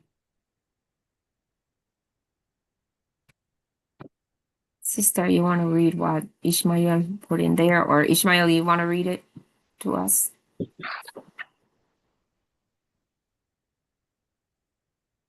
No, no, ma'am. I'm unavailable, unfortunately, but I'm enjoying the program. Okay, Thank you, sir. I can read it. Okay. So, right right to the protection and development of the human moral intelligence, Section 1. We hold these truths to be self-evident that all human beings are created equal and endowed by their Creator with a moral and rational nature, a conscience and an intellect, which are inalienable gifts. Among these are the capacity to discern right from wrong, to think freely and responsibly, and to pursue a wholesome and dignified life. No law shall be made nor power exercised that deliberately aims to destroy or corrupt this moral and rational nature in the people. Section 2. The right of every person to the protection and development of his or her moral intelligence shall not be infringed. This right includes, but is not limited to, the right of children and adults to an environment that does not systematically exploit their weaknesses, addictions, or vulnerabilities for private gain or political control. B. The right to institutions of learning that foster honest inquiry, sound reasoning, and respect for human dignity. C. The right to be free from deliberate, sustained campaigns of deception by public or private powers that aim to confuse the conscience, degrade the character, or enslave the mind. Section 3. No state, nor the United States, shall enact or enforce any law, policy, or practice which in its design or in its necessary operation reduces the people to mere instruments of profit or power, or treats them as less than moral agents responsible for their own lives. The people shall retain the right to challenge such laws and practices in courts of competent jurisdiction. Section 4. The Congress shall have power to enforce and give effect to this article by appropriate legislation, including measures to A. Safeguard the moral and intellectual development of children. B. Regulate practices that prey upon the mental and moral weakness of the population. C. Protect the freedom of thought, conscious, and responsible expression as essential to the life of a free people. Section 5. Nothing in this article shall be construed to abridge the freedoms of speech, press, religion, or assembly, but rather to secure that these freedoms serve the elevation and not the destruction of the human, moral, and rational nature for which they were first recognized. So that's in the chat. I wanted to respond to what Brother Michael. I agree in the spirit and the theories of what you said, but I think that what Cheryl is after is concrete language. And I believe we do need enforcement because we're talking about 250 years that these documents have been in existence. And we see that many of the principles have not been enforced in the way that they should have been enforced. In a fair way in terms of enforcement. So we do need enforcement, I believe. We do need adjustment and revisions because, as I said earlier, the society has evolved and encountered situations that the founders perhaps did not envision. I don't think the founders envisioned that the corruption would be so widespread in this country that a 34 count felon would be elected to the highest office in this country. I think that's a real blatant example of the lack of envisioning a character of this sort without providing language that would prevent a character of this sort becoming the leader of the country. And then also you have, like I said, technology has impacted the society so that the founders, I don't think, envisioned test tube babies. They may not have envisioned the impact of the advances in the science of genetics or the science of neuroscience and its impact on how people act and behave and what people do. I think I'm going to go to another point that Cheryl, you mentioned in terms of the compromises that were made. I think America's primal sin, the original sin, I would say, of the founders was their hypocrisy of some of them being slave owners and not addressing honestly and prohibiting practice of slavery. And I think the Civil War is evidence of that. And the emergence of Jim Crow, I think, was a response to the thought of the Southern states that the Confederacy would rise again. And so they've been working, the Confederates have been working underground until they were able to get the correct environment in the society that would swing the pendulum in the other way so that they don't have to have Jim Crow laws on the books so blatantly. You won't see the sign that says white only for a water fountain, but you have policies, you have lack of enforcement of policies that would uh, make it impossible for the behavior behind a sign saying white only. And so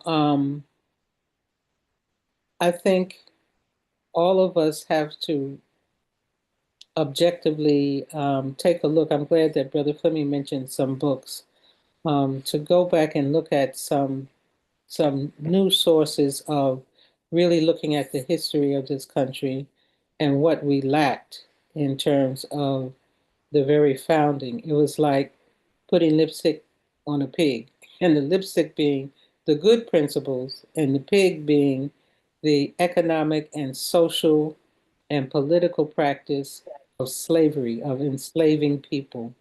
Um, I think crippled this country from the beginning. And I'll say it again, I've said it on previous programs.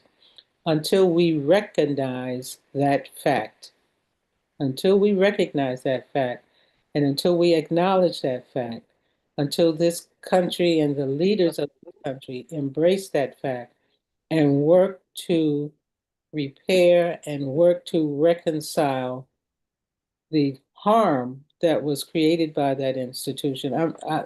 To a certain extent, on some economic levels we have, but I mean, until we're really honest with ourselves, and those who um, want to cry that, to recognize that would make some people feel uncomfortable. We're going to be going around that little, what do they call it? What's the little animal that goes around in the wheel? We're going to keep on going around the Hamster, Easel. hamster.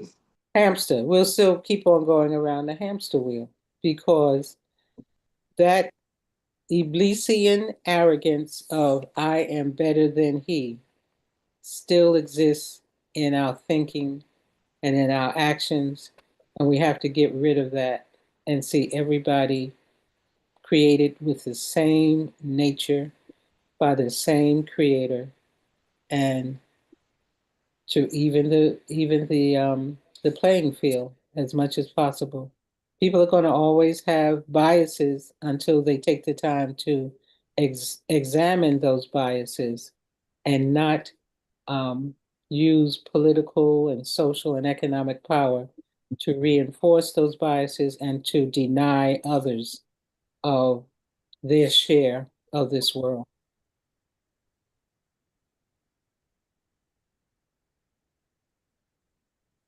So maybe we all should this week go and take a look at the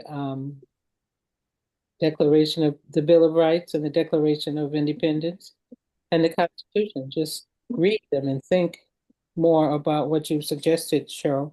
Because I think once we do that, those will be good, what do you call them? Those will be good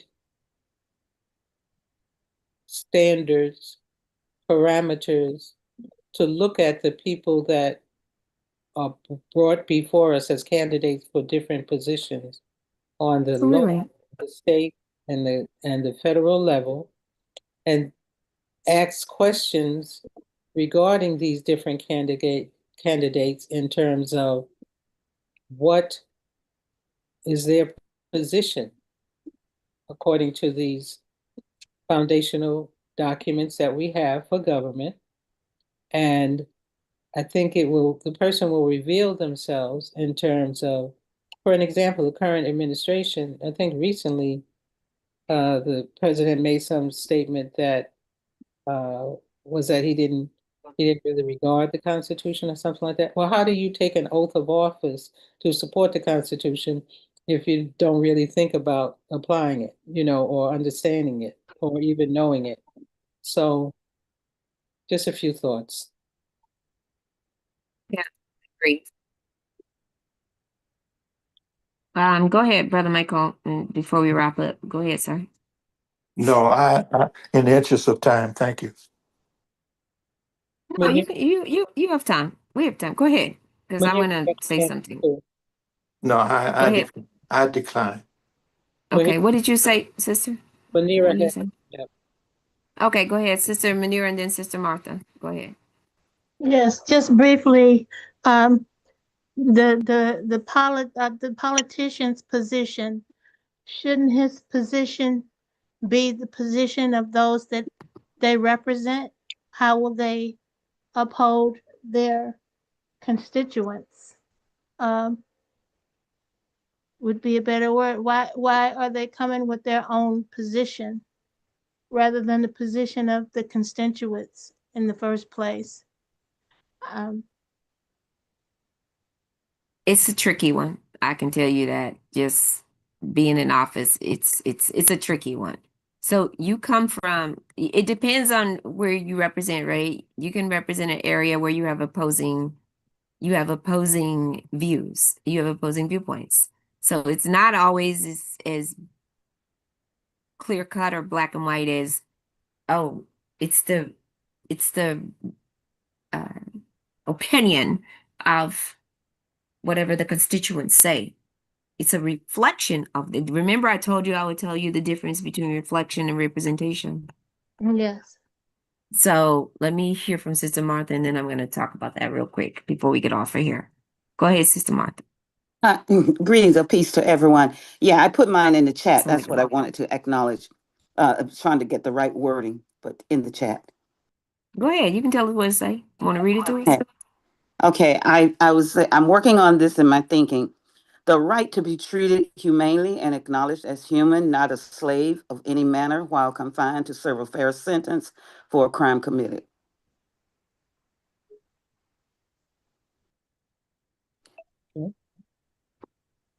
Good. So, go ahead, Sister Mahasan.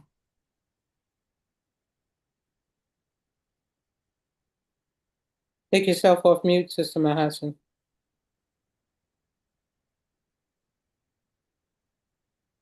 Okay. He's on mute. Sister Mahasan, go ahead. We're in the last few minutes of the show. Go ahead. You're on mute. Alhamdulillah, was on another Zoom call. I got in late, but I did pick up during the time Sister Amatullah was speaking. And I wanted to ask a question. If she was conscious or if she meant to use the pronouns we and our, or was she aware that she used the pronouns we and our? And did she mean for that to have the implication of part ownership of the problems and issues? So that's it. Thank you, Sister. think because you came in late, the conversation we were having was stemming from um, Dr. Cheryl asking us the question that she reframed in the chat. So yes, that is why I am talking about redoing the examination, doing the rethinking, doing the revising, um, and doing the research that would help us to better elect people who are running for these positions that are currently up for election. I hope that answered your question. It did. It reminded me of one of the statements that is constantly repeated when we talk about our shared history and enslavement, and that the difference between the house Negro's perspective and the field Negro's perspective, one seeing themselves as co-conspirators or co-earners, co-sufferers. Um, and that usually elicits a kind of humorous background. So I wondered if that was intentional on your part to lay claim to that. Well, Just a question. yeah. No, from this perspective of the effect or the point of view that an individual have, if you look at the consequences, the slave master really, in the final analysis, did not see the difference between the house Negro and the slave Negro. I mean, KKK, when they came after you, they didn't say, "Oh, wait a minute, that's a good house Negro there. Let's let him go." Oh, there's a field Negro. Yeah. So I think you're exactly right. And what I was referring to is that for protection shape, we often made that association. So for those, who are listening or new to our history, I was wondering if they were conscious of that even though we suffered enslavement, we felt a kinship or expressed a kinship to the plantation life, etc. And that's something that generally we recognize as our communities are still dealing with. Okay, I'll stop right there. okay, thank you. Cheryl, before you go, I'd like to put in the chat too, on Brother Michael's program on Thursday, there were representatives from the Islamic Center in Raleigh, North Carolina. And I know Brother Fleming has mentioned that they had an effort for fundraising. So I put the links to being able to make donations to the As-Salam Islamic Center in Raleigh, North Carolina. They're building a masjid from the ground there. And for those who are here or in the future may listen to the this program, look for Not Juice Talk that comes on Thursday evenings. Brother Michael Amin is the host of the program, and it was the 11. the episode on the 11th, June 11th, 2026, where more information is given about that Islamic Center. I had promised that I would make our audience aware of it, so I want to fulfill that. And then also, when you go there to that site, you'll see a flyer for a health and wellness program that they'll be having this coming Saturday, I believe.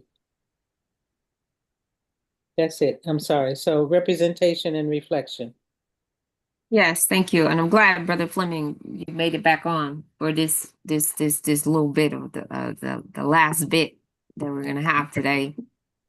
Because I often get these confused and I've been having this kind of discussion over and over again with people because we've gotten on this kick since 2018, 2019. I mean, it's been going on for a while, but especially since 2018, 2019 of talking about, oh, representation matters. And I don't want to say that it doesn't, but representation is this feeling that someone is standing in for us, right? Someone is standing in for us. Somebody is conveying our feelings, our thoughts. They're there when we can't be there. That's why we say they're representative of our community, of our neighborhood, our association of us, right? And they literally call them. They're not called, we call them congressmen or congresswomen or senators, but they're called a congressional representative. They're called your state representative when they go into your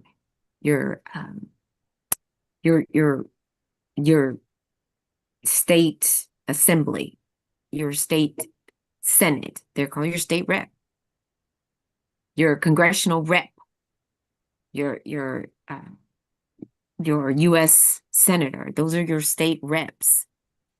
And they're called that because they do represent you. And if you look up the definition, it's called an act of portraying or standing in for somebody or something else.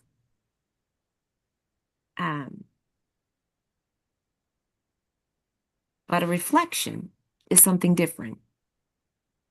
A reflection is, and there's different definitions for reflective, but I'm going to give you the definition that I use. A reflection is more active. It's something that's it's a deep consideration. It means that someone is deeply considering or analyzing what the internal thoughts, what the internal experiences, what the internal considerations are before they do something. So when someone says, Sister Manira, Sister Tahira, when we were talking about this earlier, people frequently intertwine these and they actually flip them and think they're the same thing. They're not. When someone says you represent me, I say, no, I do not. I should reflect you. Yes, I represent you. This is true, but I should reflect you. If I'm not reflecting you as your elected official, I might be doing something wrong. I represent you because you can't be there in the spaces that I enter, but I should reflect you. And the only way I can reflect you is if I'm talking to you, if I'm listening to you, if I'm hearing you. Because if I'm hearing you, if I'm listening to you, then I'm having some deep conversations with you. And I'm taking due analysis and due consideration for your positions, your experiences, your thoughts, the wisdom you bring, the knowledge you give to me, so that I can take all of that into consideration before I make a decision. Otherwise, all I'm doing, I'm going there. And yes, I'm standing in for you, but I am making decisions on my own, based on my own experiences and my own documentation. And I may not be doing that deep level of contemplation and reflection on the experiences, on the wisdom and knowledge that I've gained, that I've attained from the community. And that is why we are in the political situation that we are. Because you do have people who are representatives who've been voted into political office who have not been speaking to the people who they should be reflecting their community.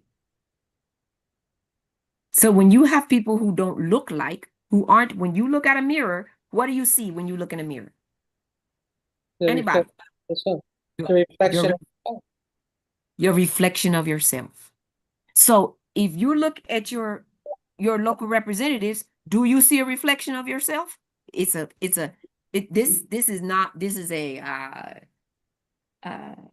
a question you have to ask yourself.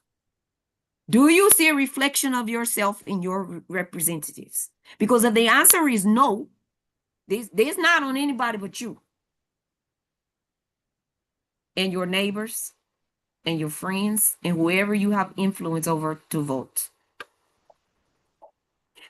So when we sit here and say, when earlier we talked about treason and January 6th and all of these and who's in office, and I know this sounds weird to people. I don't care about the president. I care about the systems that allow the president to exist. So we can talk about him all day long. In the end, he's only going to be there for a short amount of time and he has to go. The damage that he's doing because of the people who are allowing him to exist, the people behind him who are allowed to exist, the people who are allowing the Supreme Court to exist, the people who are allowing the judges to exist, the people who are allowing the congressional people, the senators, the congressmen and women to not do their jobs. Those are the people you should be more concerned about. Because those are the people who are allowing the Constitution not to be upheld. Those are the people who are allowing your rights under the Bill of Rights to be violated. Those are the people who are robbing you, your children, your children's children, and their children's children to be robbed for future generations to come. That's what I care about. And so that's why I ask these questions, because that is where that reflection has to come in. And I've said it on this show, and I've said it on Study al-Islam, and I've said it on the Roundtable. I've said it on all of these shows. Is that we have to, at some point, we have to figure out what are we going to do? We can't just complain or say, oh, this, or no, we have to do. There's a thing as damage control. I see your comments, Brother Michael. I'm not a whiner. I don't care. I want to fix problems. There's a Spanish word, la ripadora. This is what I do. I build systems, I fix problems. And the only way to climb a mountain is put one foot in front of the other. The only way to chop a tree is to get an axe and start swinging it. We get an axe and we start swinging it. And it takes each one of us one at a time. One at a time. Each one of us has to do something to fix the problem. Every person. We can fix problems. We just have to have the political will and the skill to fix it. And we have to make up our mind to fix it. That's it. That's it. That's the only solution. And we have to fix it. And if anybody gets in the way, at some point, we no longer have my daughter and I talked about this yesterday. We're no longer having a philosophical difference. We're no longer having a political difference. We have a moral difference. And when you get to that point with a moral difference, we stop talking.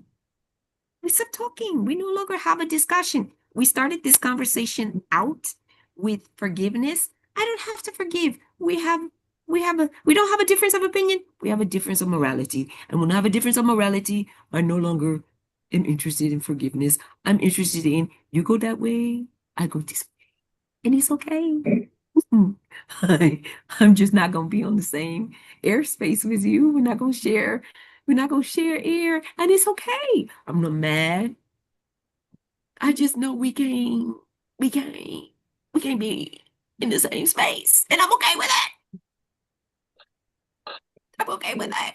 Because if your happiness is promulgated on my oppression or the oppression of people with whom I value or with I believe deserve humanity, I can't, even if you treat me good, but you treat those people wrong, yeah, I can't share life with you. I can't share life with you. And we need people like that. Last week, someone said to me, this past week, when I was in Sacramento doing some legislative work, the brother said to me, we need you in office. We need you in office. And I said, yes, I know. When are you going to run again? And he said, but we need to contemplate how we can get you past this thing that's keeping you out of office. I said, you mean me standing on principle?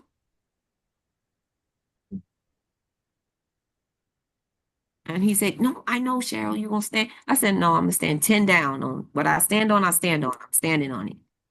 And he said, yeah, but if you standing on it, we just got to figure out how we can let you stand on, because I know you're going to stand on it. I said, but how did that work out for you when you ran for Congress? And I said, see, what you understand about me is I don't care.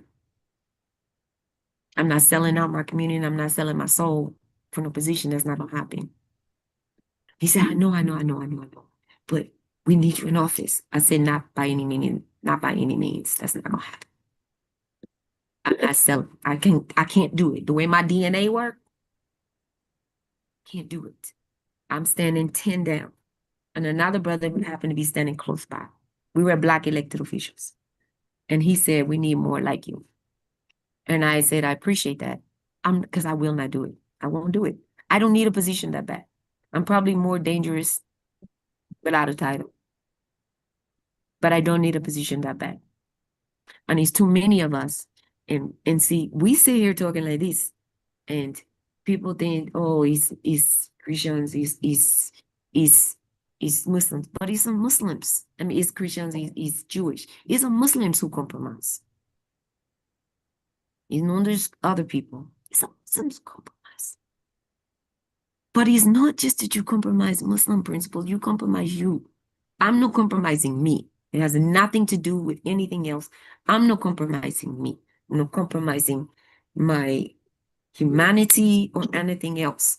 Because when it's all over, it's not just having to face the creator. I gotta look at, listen, I'm gonna be honest with you. It's only two that I gotta look at with accountability that scares me more than the creator. And then I want to show you guys something. I'm gonna be quiet. I'm gonna let Sister Amatullah and Brother Fleming speak, because I gotta show you something that's gonna thrill you for the rest of the week. It's my mom.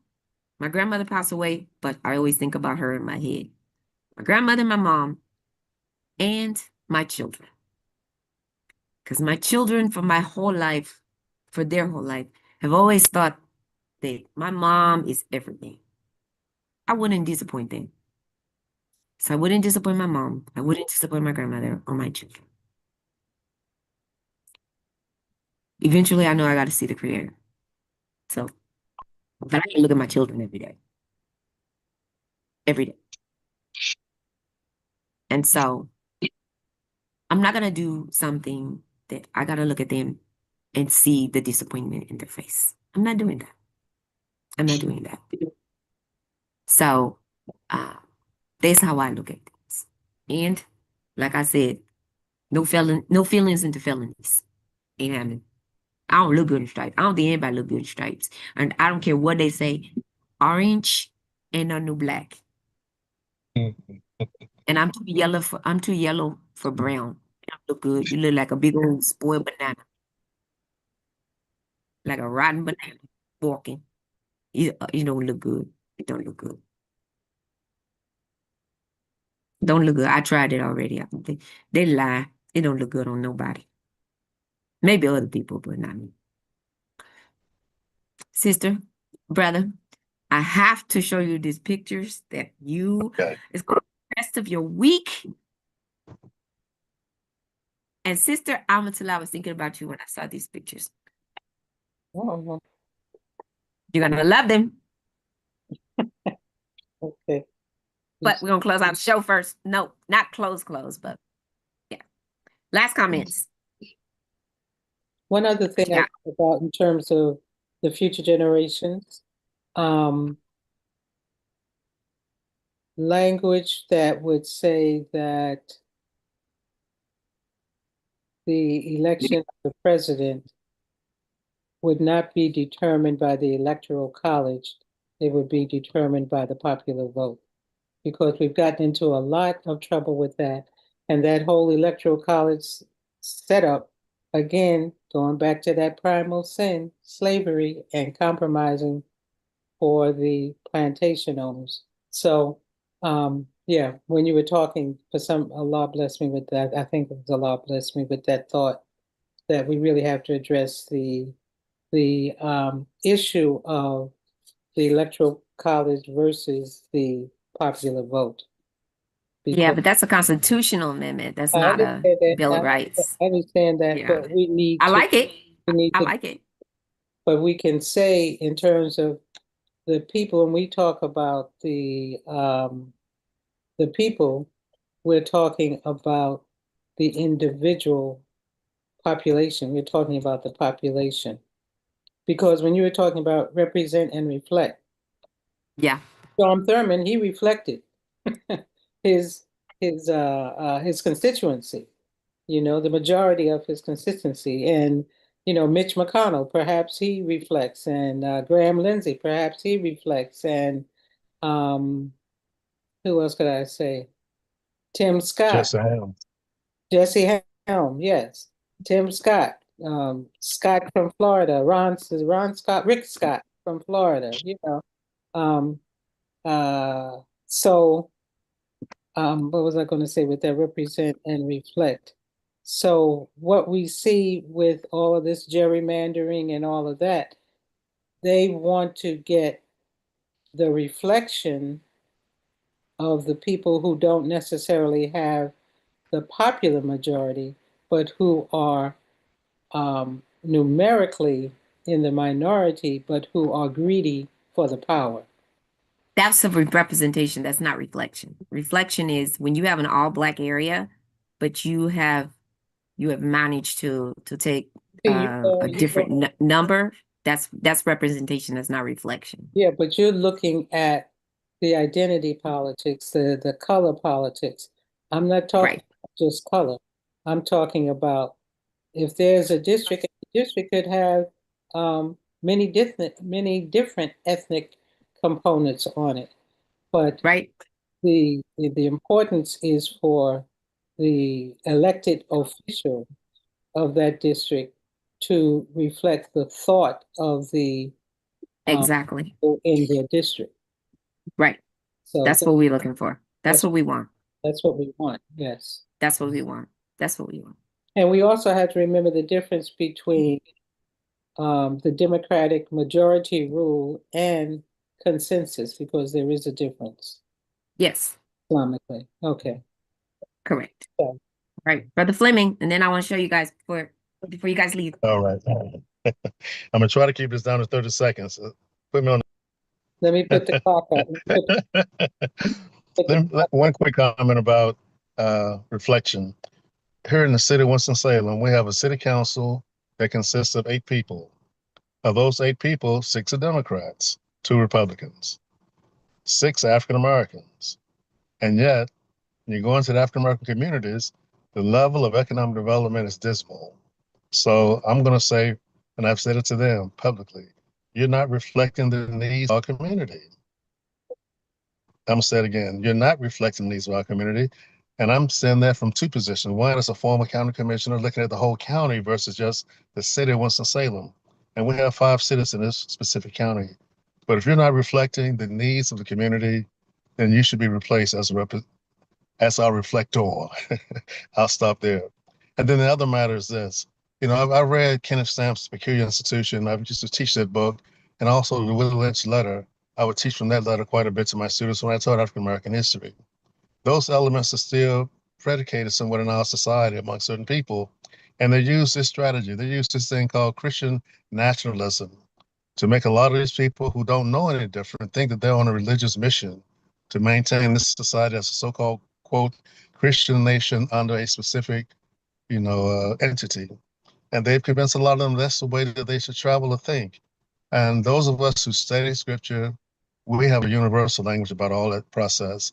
And we have a leader who said, listen, worst crime you could do to people is give them a false image of who their God freaker is. Oh my God. I just lose my. No, we can hear you. Okay, maybe he should have pulled over to the side. Hope you're okay, Fleming. Maybe he. I think he lost his connection. Still connected though.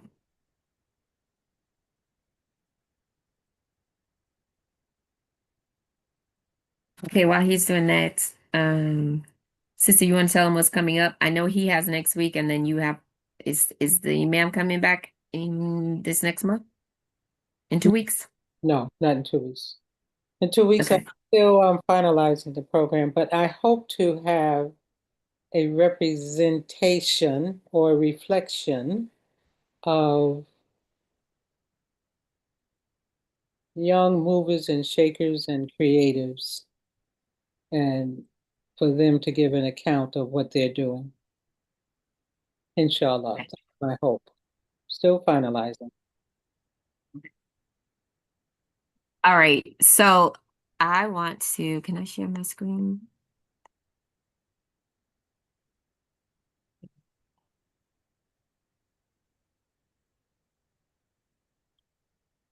Sound. Right, good. Oh, I'm gonna share my screen, but before I do that, I want to say that when I saw this, I said, oh, this is Sister Amatullah. She's gonna love this. yeah. I don't know if you saw it already, but this is you. This is you. This is for those of you who are paying any attention to what is going on with World Cup. Oh, Allah. World Cup.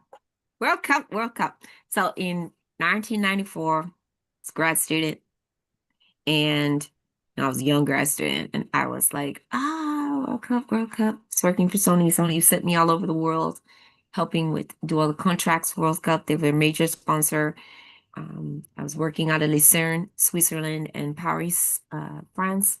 And I got to do, because it was World Cup Paris, and I got to do all of the contracts for merchandising and licensing and live in Lucerne. And I was doing all of their contracts. So I got to meet a bunch of people. And then I got to do World Cup 98, which was down in Brazil. So I got to live there, and I go all over the world following World Cup. So this is the first time back in America since 94. And I saw this group come in looking like coming to America. Coming to And it. I said, what is going on? And they went viral. And I said, this is what I'm talking about. Tell me if you guys can see it. No, we can't see it. Not yet. Not yet. It's spinning. Okay, tell me when you see it. All right, here we go. Wow, that is The- coming to America. Zamunda, for sure. Look at there. Do you see them? Mm-hmm. They broke the internet. They had leopard skin, and they had leopard skin suitcase luggage.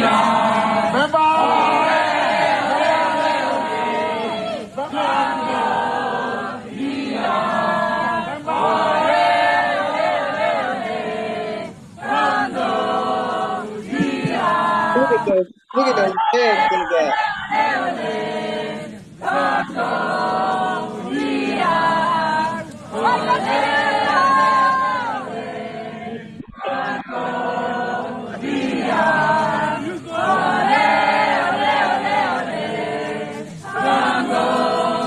So it's hard to get. I see what I want. All right.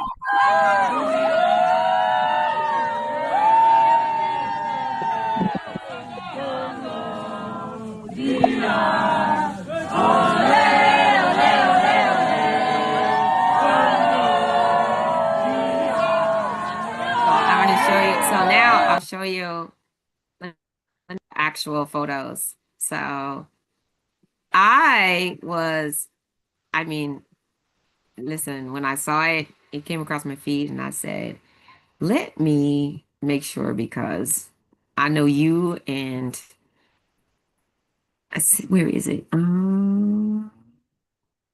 Here it is. So here's some photos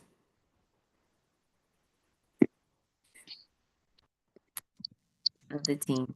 Wow. Can you Okay. see it? Yes. Yes. Uh-huh. Okay. Look at this. Look at this royalty. Coming to America. Look at this royalty.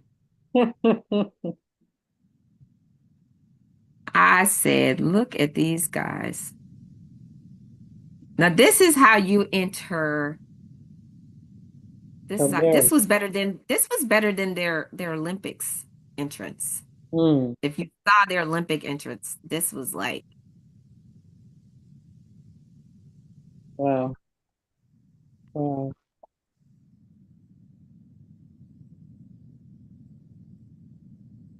this is how you enter. So this is what it looks like up close. And then right on, this is what what it looks like. The lapel looks like. This is a pen. Okay. Look at these dudes. Look at these dapper dudes. What the young These folks say, are they are these drip. they are this is drip right here. It's This is like definitely dripping, huh? this is what we call drip, man. This It's is drip. Look at them. Look at the luggage. name. There's leopard. Yes. Okay. Look at the luggage. Their nickname is the Leopards. Yes. That's their team name. And they came in looking like it too. The leopard.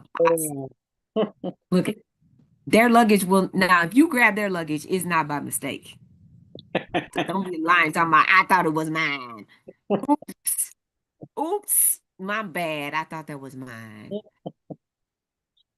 So I thought you'd get a kick out of that, you all. Yeah. That way. I thought that might make your day Yeah. thinking, And it reminded me how the brother from Somalia, the referee that they wouldn't let in, how he was so dignified. The Yes. position that he took. This current administration has shamed this country all over the world, but this brother, he had such dignity in the way he handled the situation. He didn't, cry, oh, they wouldn't let me in because I was black. He didn't do any of that. He just had dignity. He showed respect. He showed more respect than he was given. And I applaud him. Yeah. Yeah. It's well, they have totally changed the way that I'm going to travel from now on. I'm going to figure out how I can travel like this So we're going to call you the leopardess. leopard something because I got to figure out how I can get me some of that luggage. I got to travel to DC next week. I don't think I'm gonna get it in time, but somebody hook me up. Anybody got any kind of hookup? Let me know. But if you got pink leopard, that would be great. But I know it's not a natural fabric, but I'm a vegan, so I don't know if I can actually carry the actual leopard. Have That might go So you want against. you want faux leopard, huh? leopard. Yeah, I'm gonna need some faux leopard, Ishmael, because I don't know if the actual leopard goes with my ethos. Oh yeah, I don't think I can carry the actual leopard skin. I don't know. Me and actual animal skin don't go together. But I love the entry. I just thought it was just very culturally. I mean, everyone on the team. It was beautiful. It was beautiful. Yeah. It was just beautiful. So I wanted you to see that and make your week. And as we end every show before we go out in prayer, I wanted to say to you that since we're talking about reflection and representation is a great way to say to you, as my grandmother would say, that is perception, right? That is a great definition of perception. Change the way you look at things, and the things you look at will also change. Reflection versus representation. And do something this week for someone without the expectation of anything in return. No spotlight, no pat on the back, no add a boy, add a girl. Don't put it on TikTok or Facebook or Blue Sky or any of them. Don't put on any on social media. Don't go on Nextdoor or any of them. Just leave it alone. Just do it because it's the right thing to do. And this week, I want you to take it one step further. I want you to do something old school. I would like for each of you to do something and then report back next week. I want you to write an old-fashioned letter. A thank you letter thank you card. And I want you to write it to someone special. I want you to write a thank you letter. And I want you to say thank you. And you have two choices. I want you to write it to someone who has done something for you and they don't know. They don't know what they have done to help you along on your journey, or that you've never told that they've helped you along on your journey. So I want you to write them a thank you note to let them know that whatever it is that they've done for you, that it has been pivotal to help you along on your journey. Now, here's the twist. It can be somebody who is very positive who's helped you along in your journey, or it can be somebody who was not so positive, but that not so positivity helped you on your journey more than they knew. That's the twist. And then report back and let us know how it went. Can you say it one more time?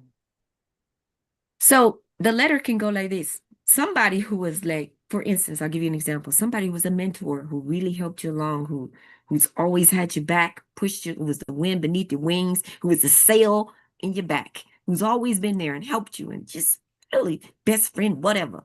Or the teacher who helped you. Somebody was really there who encouraged you. But they don't know. You never told them how much their encouragement, support meant to you. That's one. Or it could have been that one who said, you ain't gonna be nothing. Go ahead and be the garbage man. Go ahead. You know what? You need to quit. You never gonna be that. You shouldn't pursue that career because you're not gonna be that. Could have been the class bully. Could have been somebody who just said you weren't going to do whatever it is you wanted to do. But because of that sparked something in you that actually aided you instead of stopped you.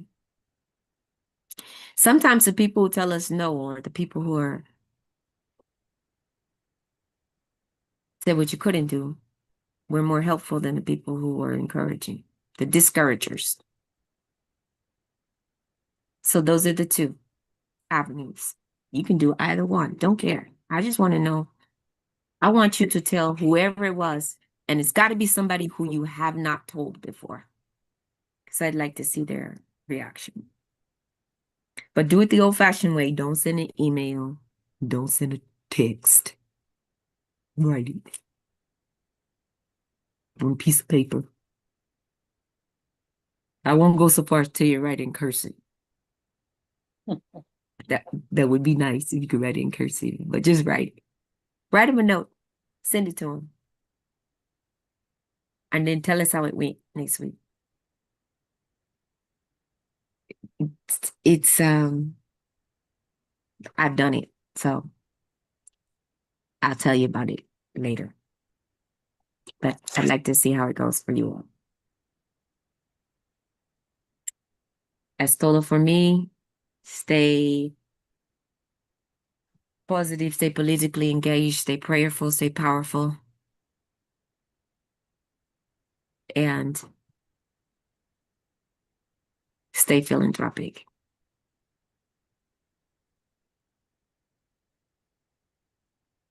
We will see you back here next week, same time. 1 o'clock on that other coast where that sun rises before we can even turn the pillow over to the good side on this coast. 12 o'clock during the lunch hour in the Midwest. And 10 o'clock, the real respectable hour on the West Coast. And with that, sister, we can close out with prayer. Unless you have another announcement. Well, Brother Edward Willis put an interesting in the chat that we can think of, contemplate, maybe deal with next week.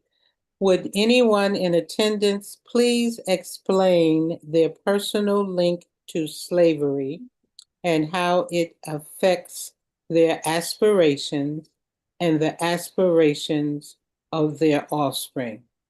So maybe we'll look at that next week or a future program. I will ask Brother Michael Hameen if he would close us out, please.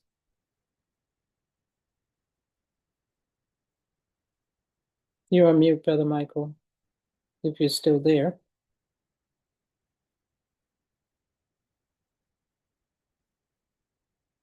Yes, ma'am. Thank you. We make a supplication to the Creator. Rabbana Afrika Lena Sabran Watawafana Muslimin. Our Lord, empty out on us patience, constancy, sabr, and elevate us to the completion of our promise, our covenant with you as Muslims, true human beings. Ameen. Hameen. Thank you. Thank you so much. And with that, we get to tell you farewell. You don't have to leave wherever you are, but you gotta get off AM. You gotta get off AM360. Come back. Because you know what? You know what? That's a wrap. That's a wrap. Come back in 2 hours to optimal health. And don't forget to invest in